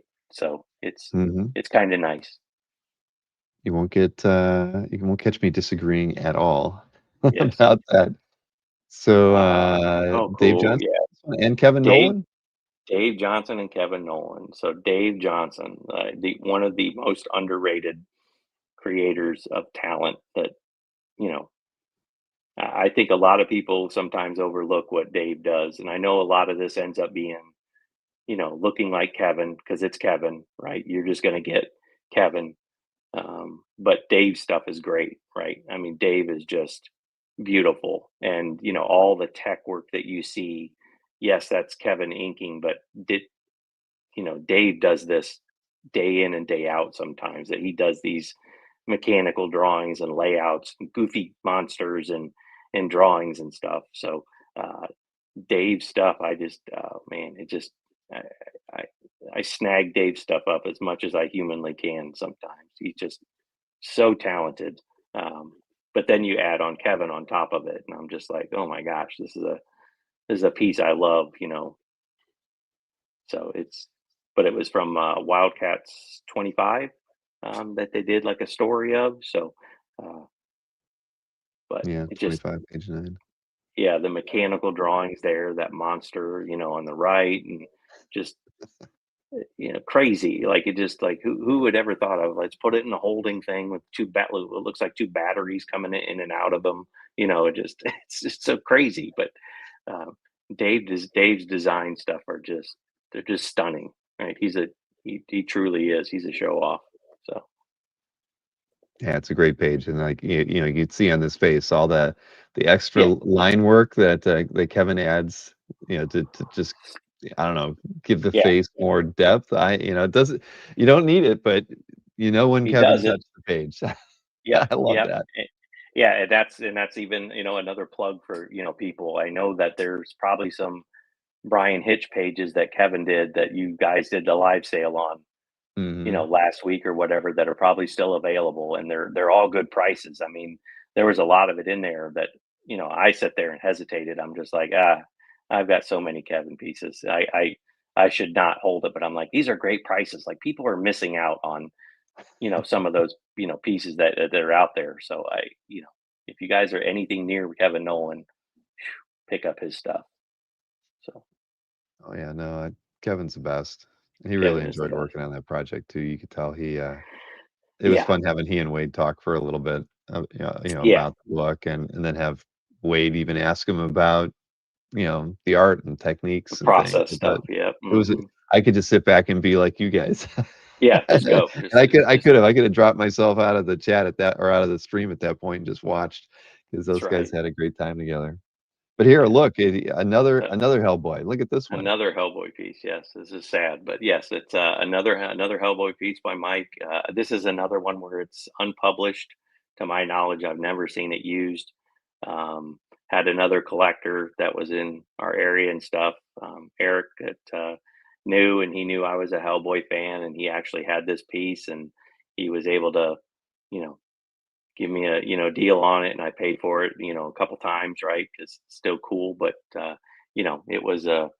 it was, you know, I just I like the background, right? Like I love the Hellboy and I love it, but that old building in the background with the you know the archways and the windows and all the sculptures on the building and stuff. It's classic Mike. It's just great, right? So uh, I agree, right? It's another one that yeah, I can't believe it's not a cover, right? Like it just blows my mind that some of this stuff is not. It's just him drawing it, right? So, but just love it, right? Just love. It's everything you would expect a Hellboy to be. Of course, he's in front of an old building that's dilapidated and you know dark and creepy, and there's ghosts in there, right? And he just, of course, right? Yeah, Uh, if not that, then it's gotta be a graveyard. There's need to be some tombstones, he, memorials, exactly, but he uses it all, abstractly, to just create some, wonderful patterns there. I mean, at the end of the day, the building is just this wonderful patchwork behind him that gives, him such a presence in the piece. So yeah, Right.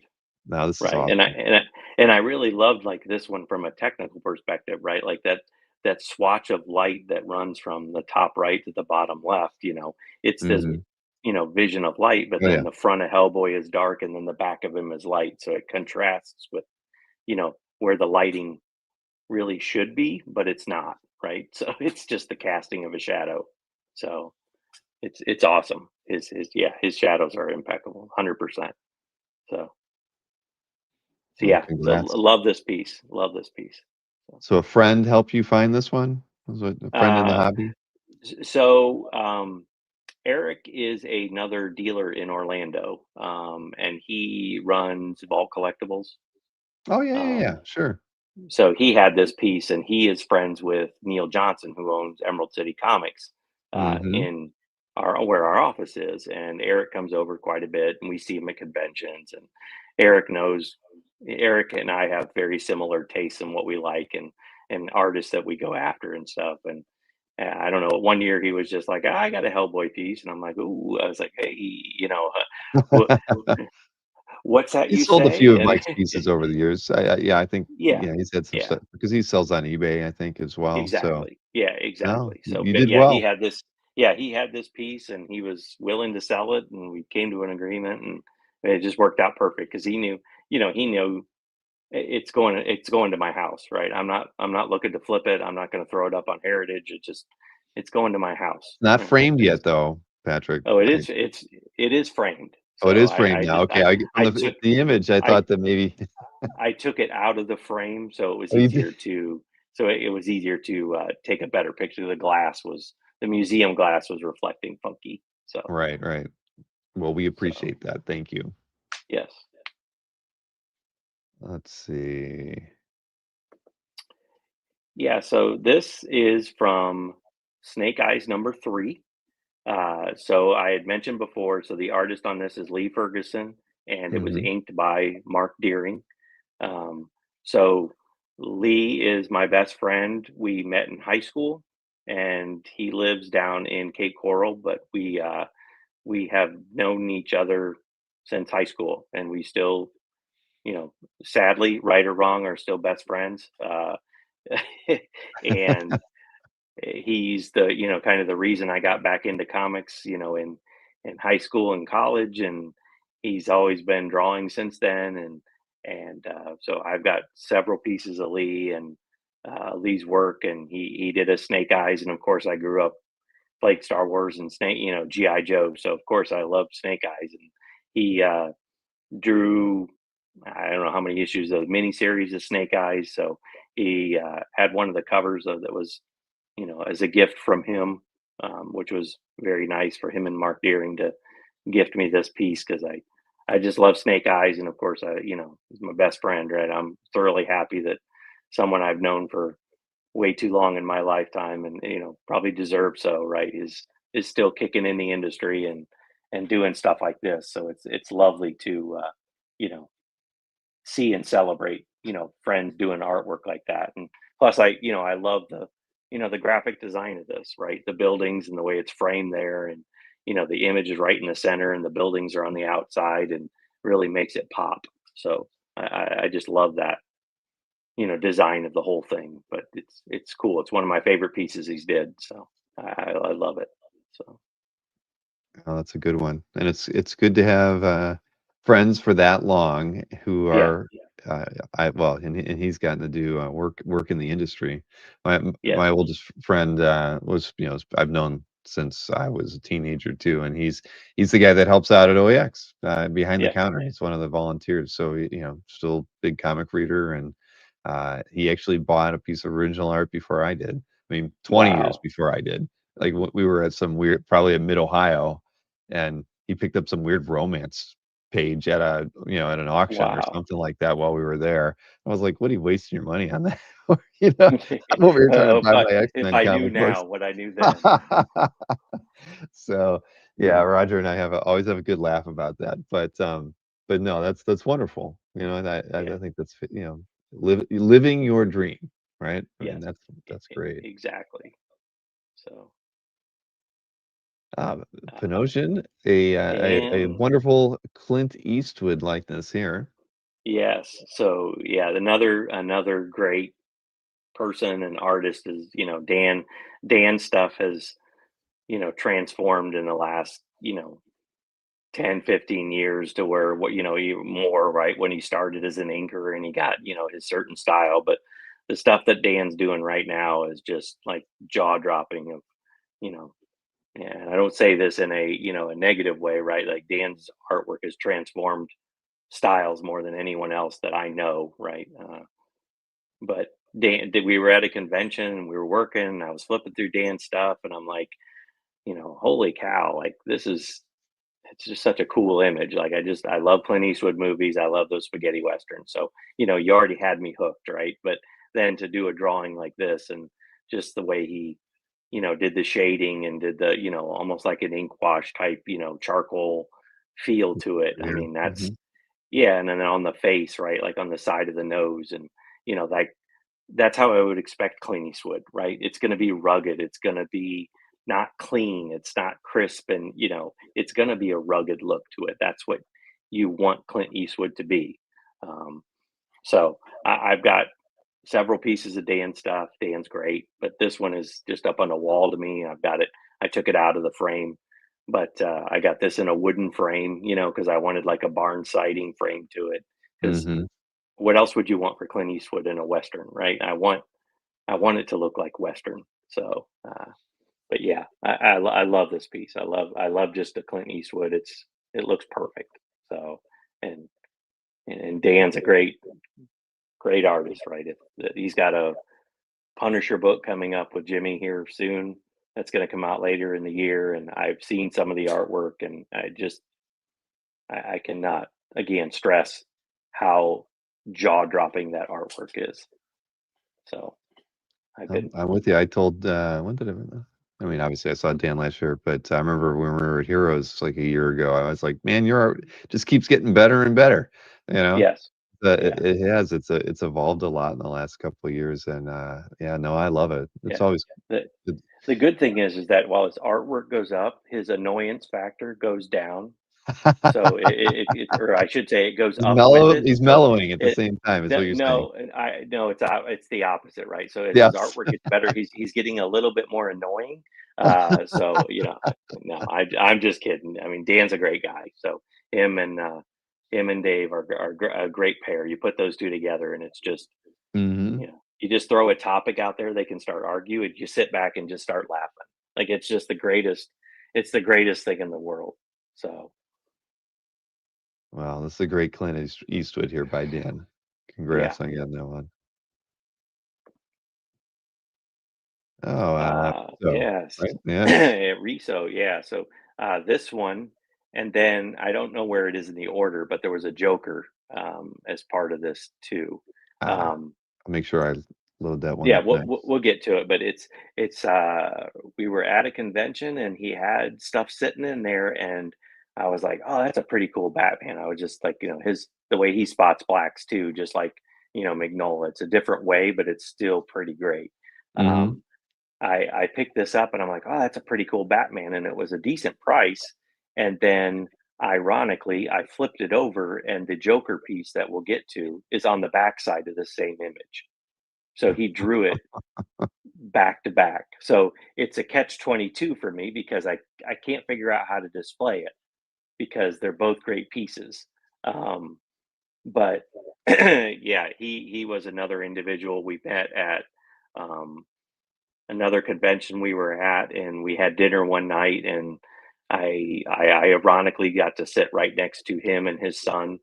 And Eduardo is he doesn't speak the best English, but he does speak pretty good English for someone from South America and stuff. But just a genuinely nice guy, right? Like just his storytelling is just amazing. His artwork is great, and even when he does sketches like this or small pieces, they just it's a great design, right? He spots his black great, just the way the blood and stuff's dripping off the arm, the way he cropped it at the belt, right? Like just used a natural element to crop the bottom of it. So it just a super great piece. His work on 100 Bullets is, I don't think he'll ever top that, right? Like it's so good. No, I mean, all the pages from that So are stunning. Just the way he handles kind of, the violence, the noir yeah, feeling. I mean, yeah, it's some of the best work out there. We featured many pieces, from 100 Bullets on the CAF update, just because when you see him, it's just like, my gosh, he's such a great storyteller, such a great yeah, designer. Yeah. So no, this is fun. I mean, getting to see a lot of different techniques in this one piece are nice, and I did. exactly. I missed the image originally because you had it as like an auxiliary image for it, so Sure. I've got it right here. Yeah, so that Joker, honestly, or was ironically on the back of that Batman piece, and I he had it priced, and I'm like, wow, that the Batman piece is good just by itself, and then I flipped it over, and I'm like, holy cow, like this is just as good, right? Like it's just the same, theory that he cropped it based on the waistline, and it's got the blood dripping, and so that's my biggest catch 22 on it is they're both great images, but I haven't figured out a way to display them, You right? only look at So one at a time. Yeah, that's exactly. tough. Yeah, at the Yeah. Billy Ireland, they had these, how were they set up? They had a way where you could it was like having an Itoya, but they were framed, and but I don't know what you could do with you're right, you're stuck here. You almost have to Right. you need to do is you need to find one of those, because they make those, like, glass on glass frames that you can put on your Yeah. desk, Yep. and, so it's gonna stand up, but then you can look at it all day. You still could put it on a bookshelf and just turn it around every other day. And you So don't it's funny because I actually thought about doing a glass on glass where I could mount it on the wall like on a hinge, and then I could just flip it one way or the other. that So would work too. it's crazy when you're like you get a piece like this and you're like, oh, what am I going to do? But then all of a sudden your creative side is just like, oh, I could kind of, I could kind of, I call it wedgerizing, right? Like I'm going to wedgerize a frame into it, and figure out how to do that. So it's beautiful, yeah. So, yeah, it's like a floating frame or something is definitely what I'll have to go with, but, yeah, Riso is great, like, it just everything about this stuff is great, so and another one where I'm happy to buy it right from the creator, right? So I knew it went to him and his son, so it's perfect.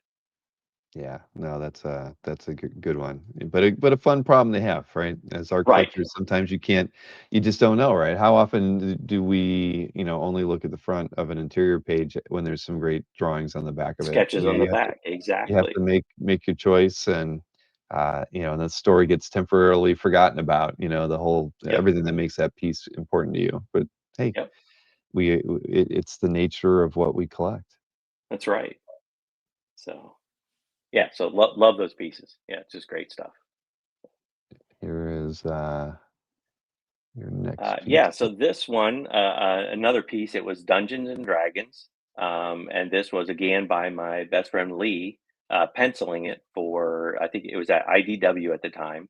And he told me he was getting to work on this book. And, it was Dungeons and Dragons, which I didn't grow up on. I don't know much about it, but, I know it's a popular, franchise and all that stuff. And he told me he was like, "Yeah, I'm getting to do this book and I'm going to pencil it." And then, I don't know, it was a couple days later and he came back and he was just like, "You won't believe it. I get to have Sal Buscema ink me." And I'm like, "No kidding." Like Sal Buscema. I'm like, "Holy cow." So I was very jealous. I was very open. I was like, "Well, I don't ask for many things, but I'm going to ask you for a page because it's Sal Buscema. I mean, come on. I mean, the dude's a legend, right? So he was, it was fun to hear, you know, Lee, who grew up on comics since he was a kid, and he is truly a nerd, for Spidey and all that stuff, So have a good night, Daniel. Um, So but yeah, Daniel's a fellow Floridian too, by the way. yes, so Lee grew up, you know, on Marvel and on all the comics all through the 70s and stuff. So for him, it Mhm. was, it was a dream project because it's Sal Buscema. I mean, how would you not be thrilled with that? So, uh, so it was cool from that sense too. That I was happy to see, my best friend get to work with somebody he's dreamed about.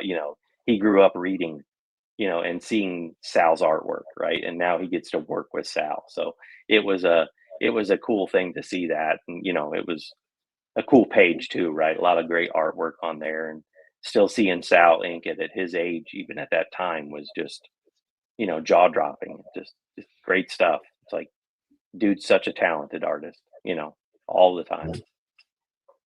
No, that's, So, see, living the dream. That's yep, exactly. that's wonderful, and then, Uh, okay, this is a really, really nice page, I have to oh say. yeah, Yeah. yeah. This is when So this is, again, this is the style difference, right? This is Mhm. Darwin, a different Darwin Cook style, where it was the pre when he switched to more of a taupey style, right? So this is the new, I call it his new frontier style, right? It was more of a Sure. bolder inks and heavier inks and stuff. But yeah, he did this issue of Jonah Hex for Jimmy and Justin when they were writing it, because all the books were one shot.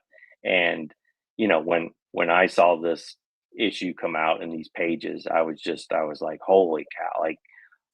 Like his new frontier stuff's great. Don't get me wrong. Like, I love that story that Darwin did, but this issue was one where it just was like, holy cow! Like, wow! Like, it was him going almost more visceral to me. Like, he could just go crazy with it. And yeah, that top splash, quarter splash, half splash, whatever you want to, half splash, I guess. Just the face, right? Like the face on Jonah Hex, you could see the one eye, zoom, just gritting. He's breathing cold air, and just that eyeball staring at you with Jonah Hex was just, to me, it was like, holy cow, that's so cool. Like, it was just so awesome, right? And then down at the bottom right panel, I still love that panel of him with his hand up there with the knife, right? It's just cool. Like, that whole page to me is just beautiful. Just 100%. To me, that's what summed up Darwin, right? Like, it's such a great page. He was such a great person, such a great artist, and he just, I don't know.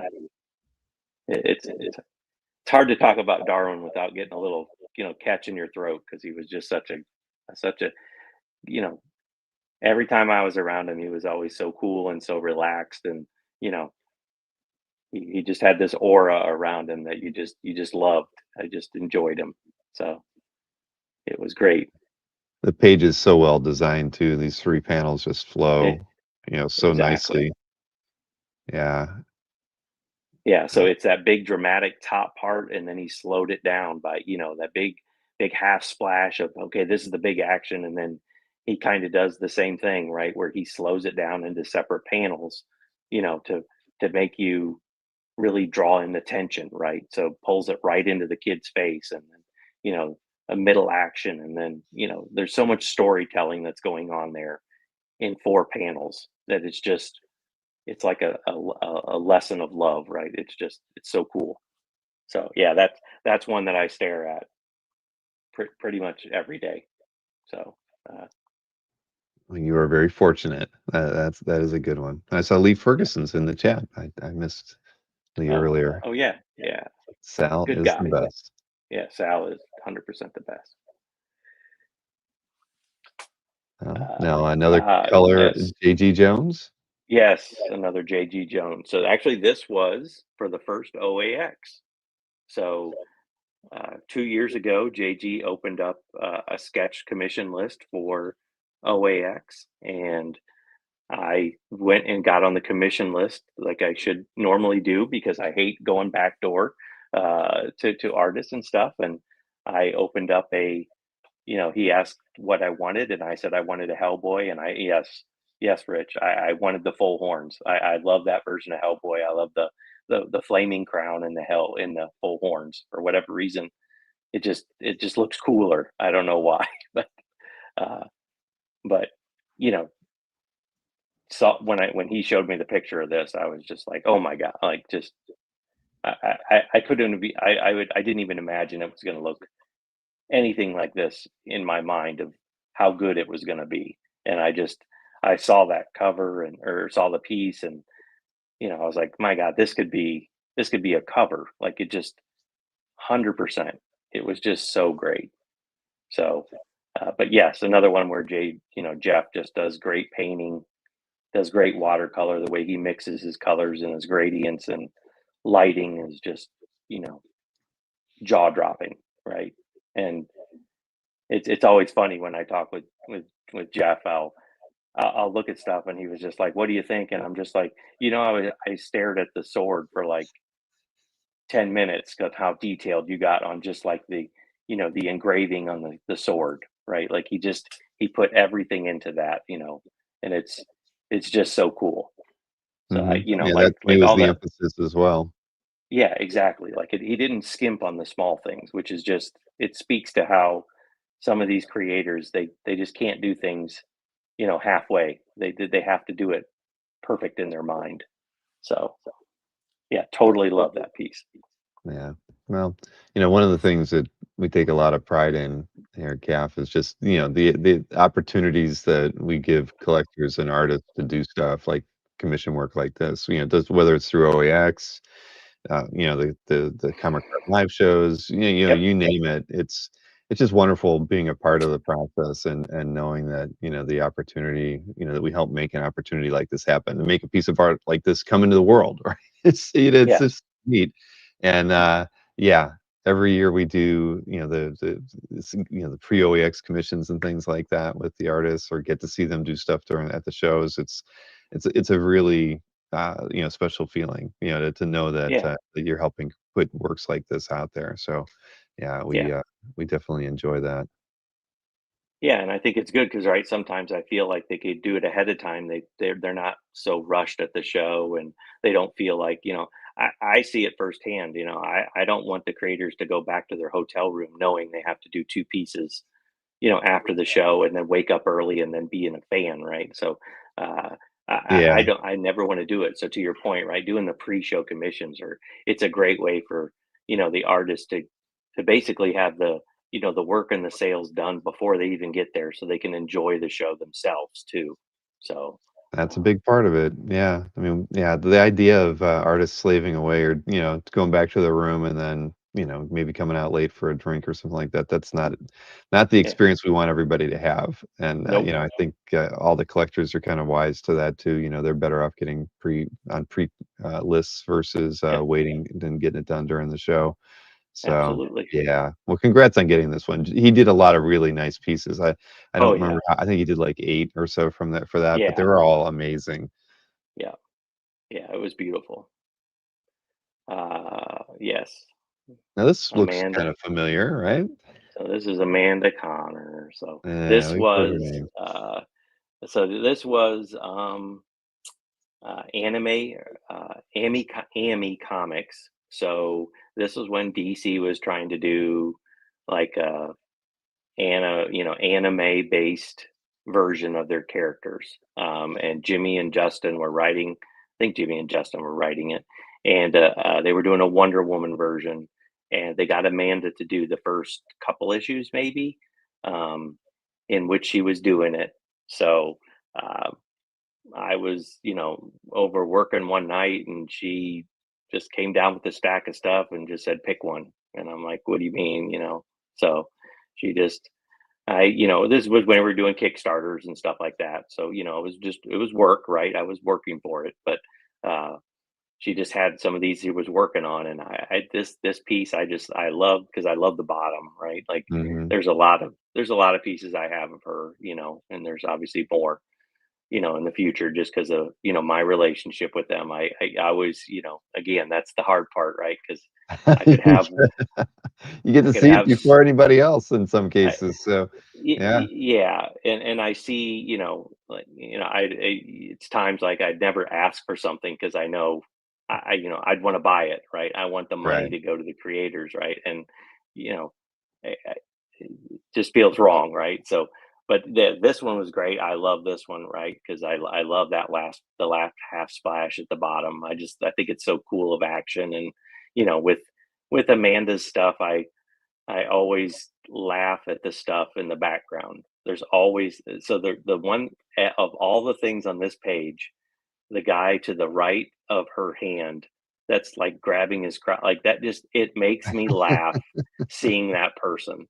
Every single time. It just she she does what she calls it chicken fat, right? So she calls all this stuff in the background chicken fat to her. It's all makeup stuff, but in her mind, that guy has a story, and it has to make sense to what he's doing and why he's doing it and all this stuff. So uh, I love this panel, but like I said, a lot of the stuff is it's great action, but it's the chicken fat stuff with her that just makes me laugh every single time with her stuff.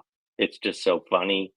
It's so humorous. She's very clever when she does sketches and drawings and pages. There's always something cerebral that's going on there with just genuinely lighthearted fun. Um, but I thought this was a cool page, right? Like I like the this was when Jimmy was still inking her, so this was one of the probably one of the last things he was inking on her. So how he was doing cross hatching and doing some of the line work, I just thought was pretty cool. So Yeah, I no, stare at this one every day too. So it's a wonderful piece. I'm jealous. yeah, yeah. I didn't Man, take a scan. I should have, but one of the pieces that my daughter actually has is one of the Starfire covers that Amanda did, and I I'm actually jealous of my daughter that she has that cover. So it's one of those things. So kids. Well, at least you know where the art is at. yes, That's the main yes, thing, right? yes.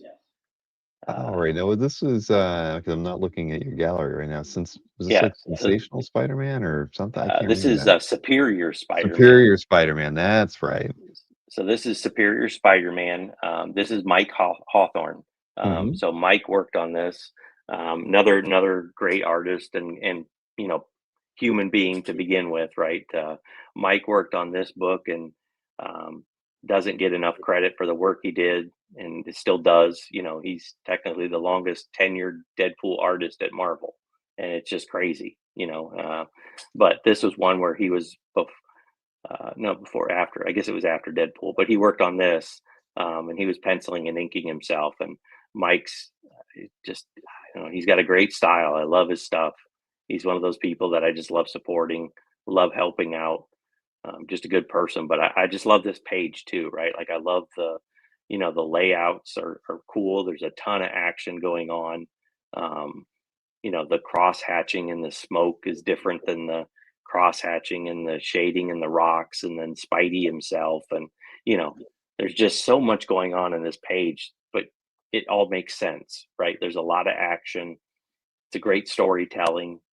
You know, it's very clear what's going on. And then I just love that the face, the Spidey at the end, right? Like that's just like a classic beat up Spidey, right? Like it's just, Yeah. No, it's awesome. I did a show with Mike, I think 3 years ago, maybe yeah, even longer, and we didn't sell much, but my wife wanted one of the pages from this, and we got hmm one too. yeah, I think it's a 3 panel layout similar to this one, and yeah, his work is just amazing. The amount of yes, detail he puts into it, and like you said, I love the cross hatching.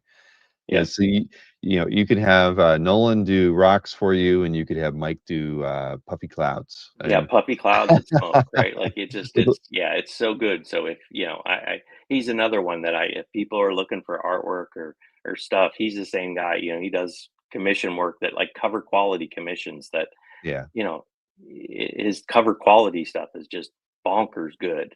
It's just it's one of those things. But yeah, his storytelling pages are great. Like it's just his interiors are good stuff, and it's cool to see his stuff. So just love it. But yeah, that last panel is just that's what Spidey's about, right? Spidey's always beaten up and he's always getting the short end of the stick, and that yeah, that panel, you know, speaks to it. So yeah, agreed. Now, what now is this is what I was talking about. Nolan? This is the Superman, blood of my ancestors Oh, or right, right, ancestor blood right. or whatever. Um, this was November of '03. That's the That's the I guess pretty much the first piece that I bought, right? It was around that time frame. So I guess we're 20 plus years ago, right? So Mhm. um but yeah, the book came out. It was a one shot. It was done by DC. I honestly don't even know who wrote it. Maybe Jurgens wrote it. I can't remember. Um, but you know, it was John Buscema's last piece, but it was John Buscema and it was Kevin inking it, which I think, and this is a scenario where you look at like that first panel and you look at the second panel, you know, really that's more John Buscema than it is Nolan, right? He was pretty faithful to John. It didn't, that doesn't necessarily look like, Kevin sometimes, but all the rocks and stuff. Like Yeah. for me, that's what I said. I'm that geek that I love that rock that for the second panel, right? Like all the rocks in the top and the concrete and all that stuff. I thought it was just it's just such a great page. I love the floating eyeballs in the middle, and then just half a page of rocks for me to geek out on. But you know, it was still it's John Buscema, right? Like so, even even not growing up on, some of the old Marvel stuff that I never did, right? Like I still knew John Buscema. I mean, it was still you still can appreciate someone even if you don't grow up on them, right? So, Yeah. uh, No, it's a but great yeah, page. it's a great page. It's one I'm never gonna sell. It's just so special to me because again, it was one of the first pieces I ever got, and then, you know, it's by one of the creators that I still to this day look up to, for how cool they are, right? But yeah, I love this page. I just love this page. So Well, congrats, and you had to work for it. After you yeah, discovered that you were actually dealing with Kevin Nolan, you found your way. I mean, that's a lot of people get some of their best pieces in their collection based on yeah, just kind of doing a little digging like that, and you exactly. never know where it's going to lead. That's right. Um, so this piece by the incredible Phil Noto. Um, so the funny part about this is that I've been doing conventions with Jimmy and Amanda, working it and for ages, so I don't know how long, but um, the last 2 or 3 years, um, thankfully, my wife has been able to come along to some of the conventions now and help out at the table and give me a break. And, if we get busy, sometimes we do need two people because it does make a difference. And it was funny because we were at OAX the first year and we were right by Adam and Allison, of course. And my wife had glanced over and saw Adam had a poison ivy print that he had done a cover for, but they made a print. Mhm. And my wife looked at me and she says, "I'm going to buy a print." And I'm like, Okay," because she tolerates my collections and comics. Yeah. Obviously, she has for decades, right? Um, but as of this year we've been married 30 years, right? So she's tolerated my hobbies for 30 years, right? So it's kind of funny. um, but she looked over at that and she was like, "I like that print." And I'm like, "Well, why do you care about poison ivy?" And then the idiot in me realized she's been a gardener and a plant fan for decades, and I never put two and two together. Oh, I could actually get artwork that has poison ivy and flowers and greenery and stuff. Uh, so then, the light bulb in me pivoted to, okay, I can get her gifts now and get her stuff that she can enjoy and put in her office and her side of the house and in the family room and stuff like that, you know, we can display, and it's Mhm. by people I like. And poison ivy, that's one of the things you have to be in color, right? It just doesn't it really doesn't work in black and white, right? So I started rolling around in my head of, okay, who can do stuff that's great color work, right? So you know Phil Noto's at the top, like towards the top of the list. I mean, his stuff is just monumentally just great, right? So another one where we've met Phil a couple times. I know, he knows Jimmy and Amanda for years. So I reached out to Phil. He was like, "Yeah, I got some time slots open. What are you looking for?" And, you know, just said poison ivy in color. Have fun. And he just knocks it out. I told him, I was like, hey, this is for my wife. She loves gardening and stuff. And, you know, he comes back with this, and I'm just like, holy cow. Like, just, it's so beautiful. Just the colors, the technique. He's crazy. So, uh, Well, feels good. congratulations on 30 years. I I appreciate that. had our Thank you. 30th anniversary in January as well. Oh, well, So congrats and congrats. yeah, So, yeah. it's So, yeah. So it's funny because now I've kind of pivoted to finding a bunch of pieces for her. So I've kind of, in some ways, I've put a pause on some of the stuff I've been looking at, only because I'm actually finding a bunch of people that are doing stuff for her now. So I'm kind of rejuvenated a little bit because I keep my eyes out for the stuff I like, but I'm also like, oh, hey, that person could do a cool poison ivy. So it's kind of neat. awesome. Well, it's always to kind of, fun to have another family member interested in the Yes, in collecting artwork. Yeah, Maureen's she's a big like Superman fan, so we picked up a few things here or there. She likes Captain America. Sorry, Alberto. I would never be a sure. player for the big pieces, but yeah, so she's gotten a few pieces for her collection over the years too. Yeah, it's great. So yes, Daredevil.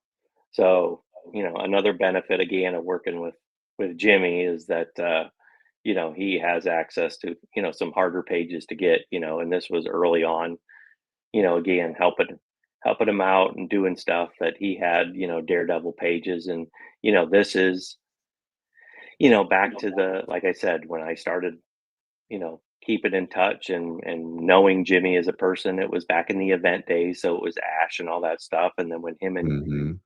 Joe started Marvel Knights, it was just, we, most of the people who were on the event side kind of knew that it was going to be big, right? Because we just knew how they did the work and did the artwork. And I mean, all of us kind of knew it was like, this is going to explode. Like, it's Daredevil's going to be huge. And it was, right? And, seeing all the artwork on that book and that series was just great. And then, you know, Joe and Jimmy in their heydays, right? Like, this stuff is just, it's so cool to see some of this stuff. And, like that first page, that first panel, right? Like Hmm. that's Jimmy to me doing his Al Williamson, right? Like that's channeling his Al Williamson and old school inking style, and you know doing it justice, right? Making it entertaining. Um, and then towards the bottom, that bottom right panel is my favorite of the page, right? It's just the close up of you know of the character, and the shading on it and the lighting on it. It's so beautiful, right? Like, it's just Joe, when Jimmy inks Joe, I think it just gives it such a pop and life, right? It's just so dynamic that it makes it so cool. But that last panel, I that's one I look at every day too, right? Because I think that last panel is just, it's like a lesson in shading and lighting and technique, right? It's just so precise. Well, Inking composition too. He couldn't have zoomed in any more, exactly, to but you kind of s- give and you that. still know what it is, right? Like, it's Hmm. zoomed in so much, but you still know exactly what it is. So, Joe's always been a great storyteller, and he's got such a graphic design sense, and it's evident in that page. So I think it's a beautiful page, right? It's just a great one. So pretty cool. Yeah, these pages are very hard to come by. Yes. So, Mr. Uh, Kubert here, right? yeah. Yeah. Yes. So this was Sergeant Rock 370 something, 373, I think. Um, but yeah, so this came up for sale. I can't remember which dealer. I bought it off a dealer. I can't remember which one. But it was a Joe Kubert piece. I mean, Sergeant Rock and Joe Kubert. I mean, what could you ask for more? So, um, I had a Joe Kubert page that was from the Stan Lee book, the one where they did the Stan Lee reimagined Yeah. Batman, whatever. I had picked up that one time, and I had a Joe piece, so I was happy that I had something of Joe's.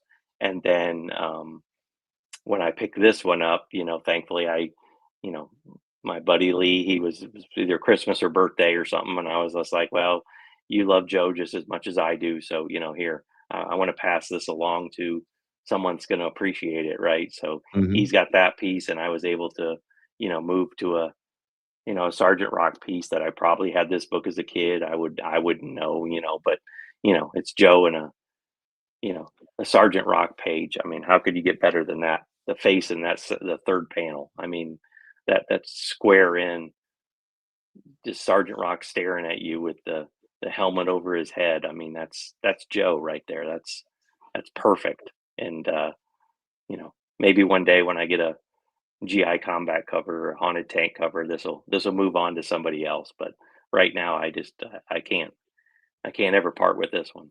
So No, I get it. I mean, that's sometimes you got to wait till you have a replacement or an right, upgrade, right? yes, Yeah, yes, I think I've sold a few pieces just with that in mind, right? You finally get a better piece and you can let go of the other one.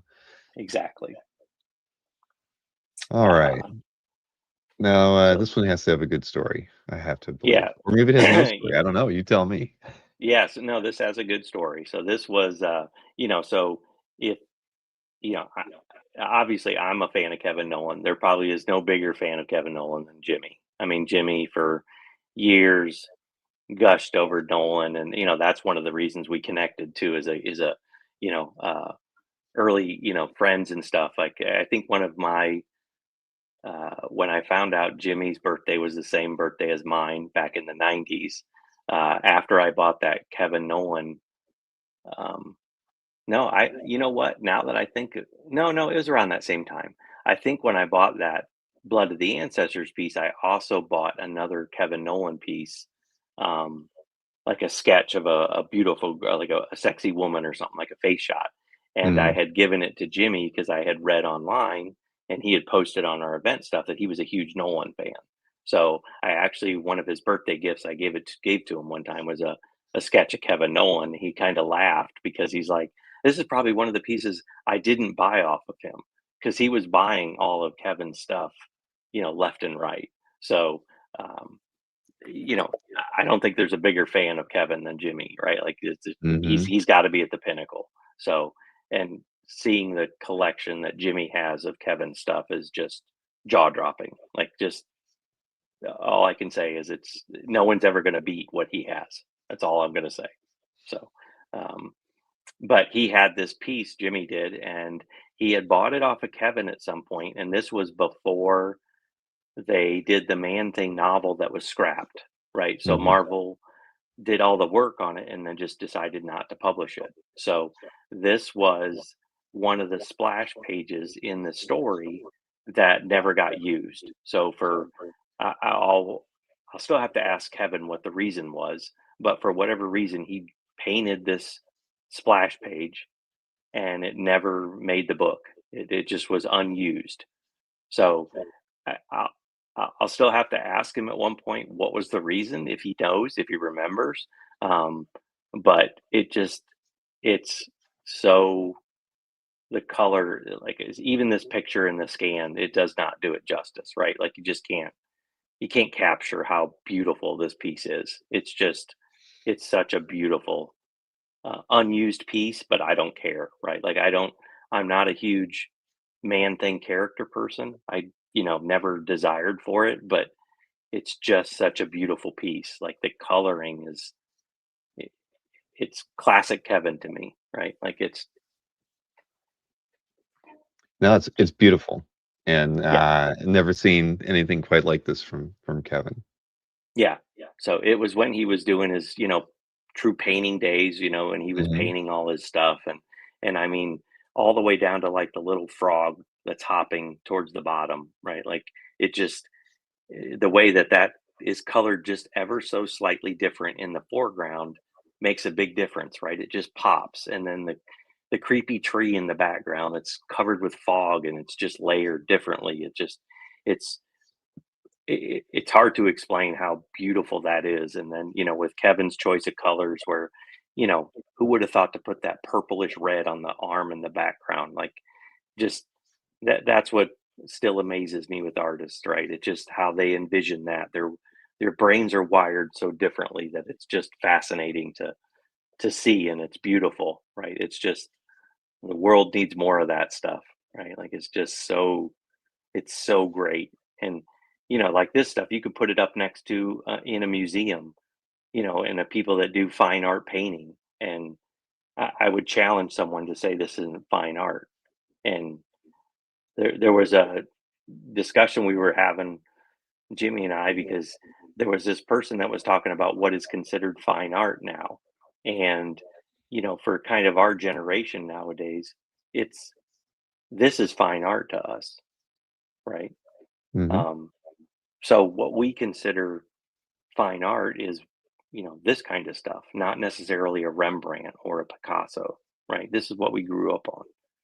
So it's kind of cool that we're hearing this now. So Right. I mean, you've got the Lucas Museum opening next year, and more gallery shows popping up across the globe. I mean, yeah, it's a fun time to see our the artwork that we've loved and grown up on for years finally getting recognized for its importance and significance and the creators' talent, all of that.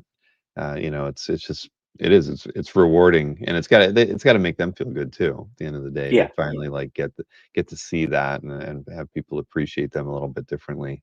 Fans are exactly. good, but recognition Right. as an artist, my goodness, that's who would have thunk it? I'm sure everybody working in the bullpen at Marvel in the late '60s and early '70s did not envision a world quite like this. So yeah. Right. Yeah. No, but congrats for having this piece. It's amazing. I'm glad Yeah. you shared it up on CAF. Yeah. It's definitely one of my favorite pieces to look at, every day, just because it's so different than anything else. It's pretty cool. So Now this piece I think I see on your back wall, or yeah, over yeah, your that's shoulder. yeah. So I can't look at it every day because it's just so giant, right? So it's just oversized.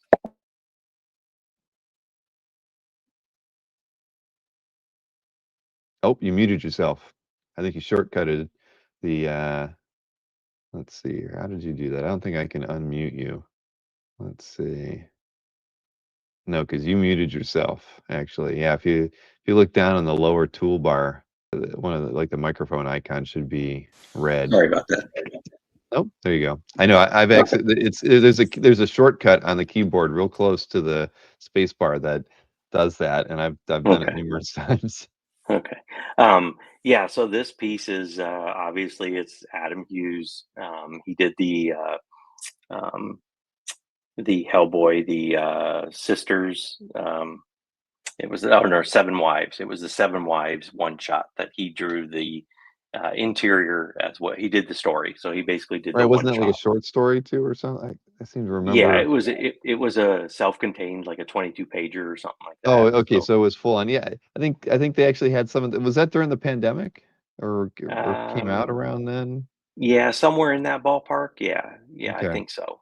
I think I Um, remember Adam and Allison selling like some of the interiors during one of our mhm. early comic art lives, and Yeah, I always was thinking about getting one because it was so cool to see Adam draw Hellboy, and here you have exactly. this image, which is just jaw Yeah, dropping. so he yeah, so I mean, Adam and then Adam, this is what we talk about too. We've talked about before. He's a big Mike fan and a Hellboy fan, so it's cool. And um, Adam is another one where it's just I think he's a generational talent. Right? Like it's just stuff is just it's mind blowing and mind numbing. And I was thrilled when he was doing a Hellboy because I think his stuff is underrated as far as what he does outside of some of the you know, his Catwoman and Wonder Womans are wonderful, right? I love his stuff, but when he does Mhm. the Betty and Veronica stuff and, that series was great. It was amazing and, you know, really great. And then when he did this series, of course I got it. I was like, "Oh man, it's great stuff. It's Adam."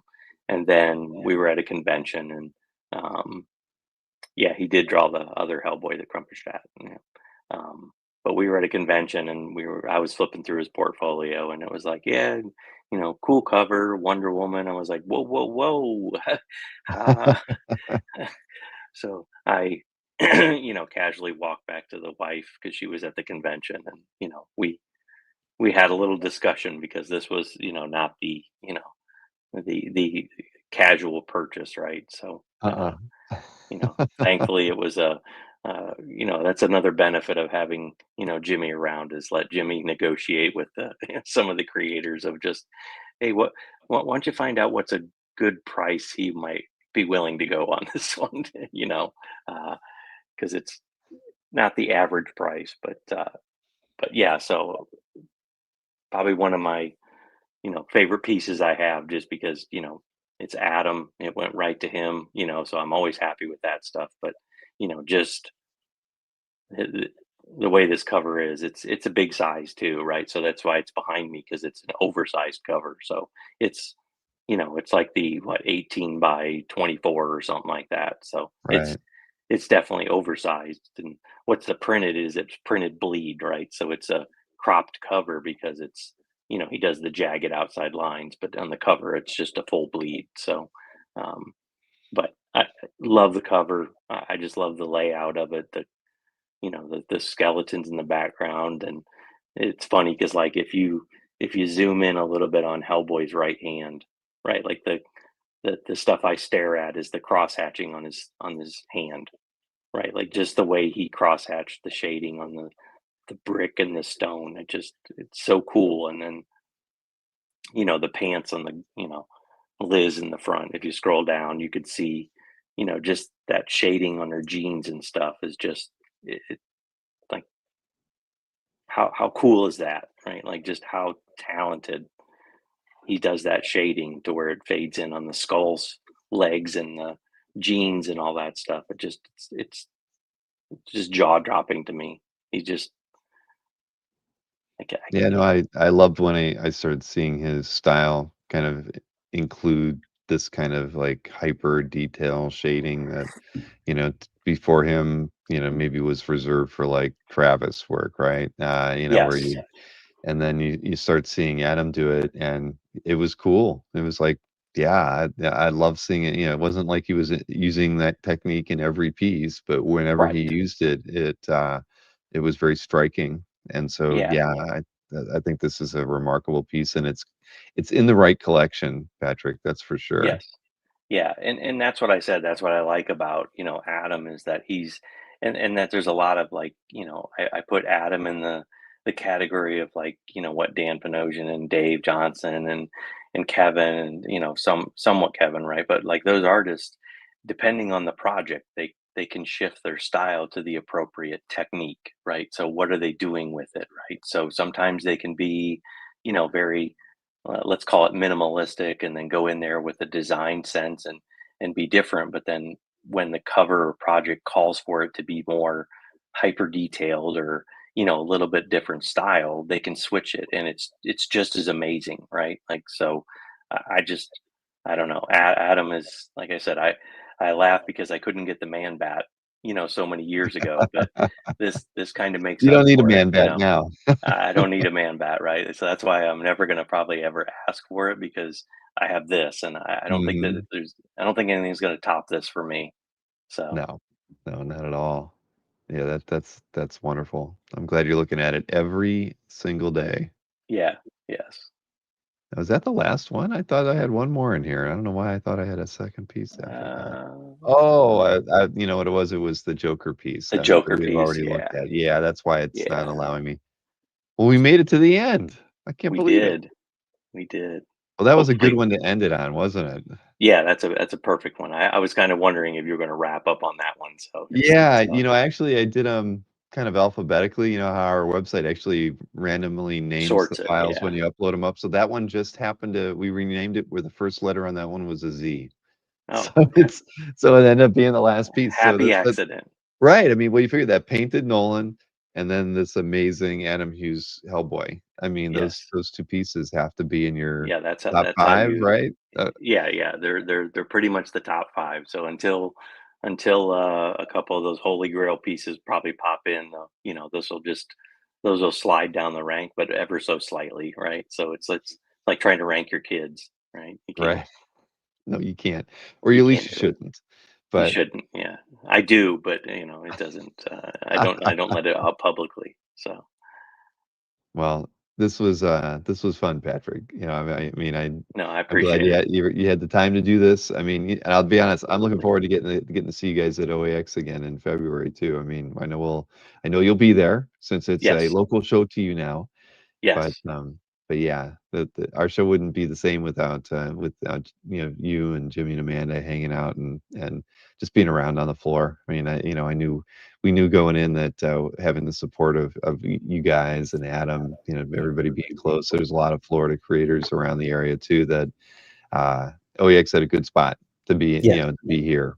So, Yeah, yeah. and hopefully you can get down and maybe see Amanda's gallery before it heads out. But yeah, No, no, I have to. I mean, I definitely no. I mean, it's going to happen one way or another. My yeah, daughter has some friends in Tampa, and I might even like. I usually make Maureen drive her down there because she still doesn't have her driver's license, even though she's sure. 20. We're working on that, but for that, I could be like, hey, don't you want to go see your friend for a couple hours? I could easily like work this out where I'm like, okay, I give her that, and then I get to go do my thing. That's So right. That's yeah, right. we will make it happen. I promise you. I'll give you guys a couple, weeks notice or something, and we can all go together. That'd be fun. Absolutely, absolutely. Yeah, and I, unselfishly will always plug OAX. I love what you've done on there, and that's not just a suck up type, comment. I do love it.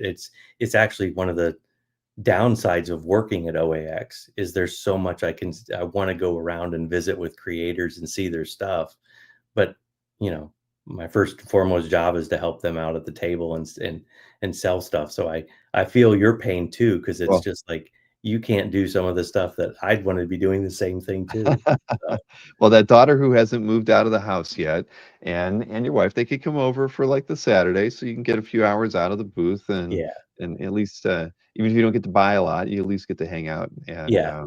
enjoy it that way Yeah, my too. wife Jenny is coming. She came last year, and actually both years she has, and so she does spot me, and she's just always like, why don't you go walk around? You know you want to, and I'm like, I okay, if you're gonna twist my arm, I'll go. So, Well, I'm not going to let you forget that I need a paper film shirt now too. So, I already have a note right here, so all it's right, it's awesome. it will be heading your way. So Well, yeah, thanks again for doing this, Patrick, and everybody in the chat. I hope you enjoyed this as well. This was a lot of fun. We got to see some pieces that have been in Patrick's collection for a long time and have been newly posted to the website. So you've seen the link to Patrick's gallery. Leave a few comments, at the very least. Throw some thumbs up on those pieces to get them yeah. viewed by more collectors because yeah, no, these are great, and I hope it's not the end of your posting to No, no, it your actually is going to posting. force me to do more. So yeah, so anybody that's at a show or something and saw this, just I'll usually be at the booth with Amanda and Jimmy. I'll be the one behind it, and let me know if you guys are around and you saw the show. It's great. It's always great to meet other fans and other collectors and stuff like that. I love looking at people's portfolios just as much, when they come up to the buy stuff at the table. I'm always happy to flip through their stuff too and just gaze at some of the stuff. So. But Wonderful. I appreciate this, Bill. No, it's my pleasure. All right. Well, listen, have a great night, everybody. Patrick, thanks again, and hopefully we'll be seeing each other in the next, couple months at the very least. We will Yes. be good. I will make it down there. Okay, cool. All right. Thanks, All everybody. right. Appreciate it. Yep. Have a good night.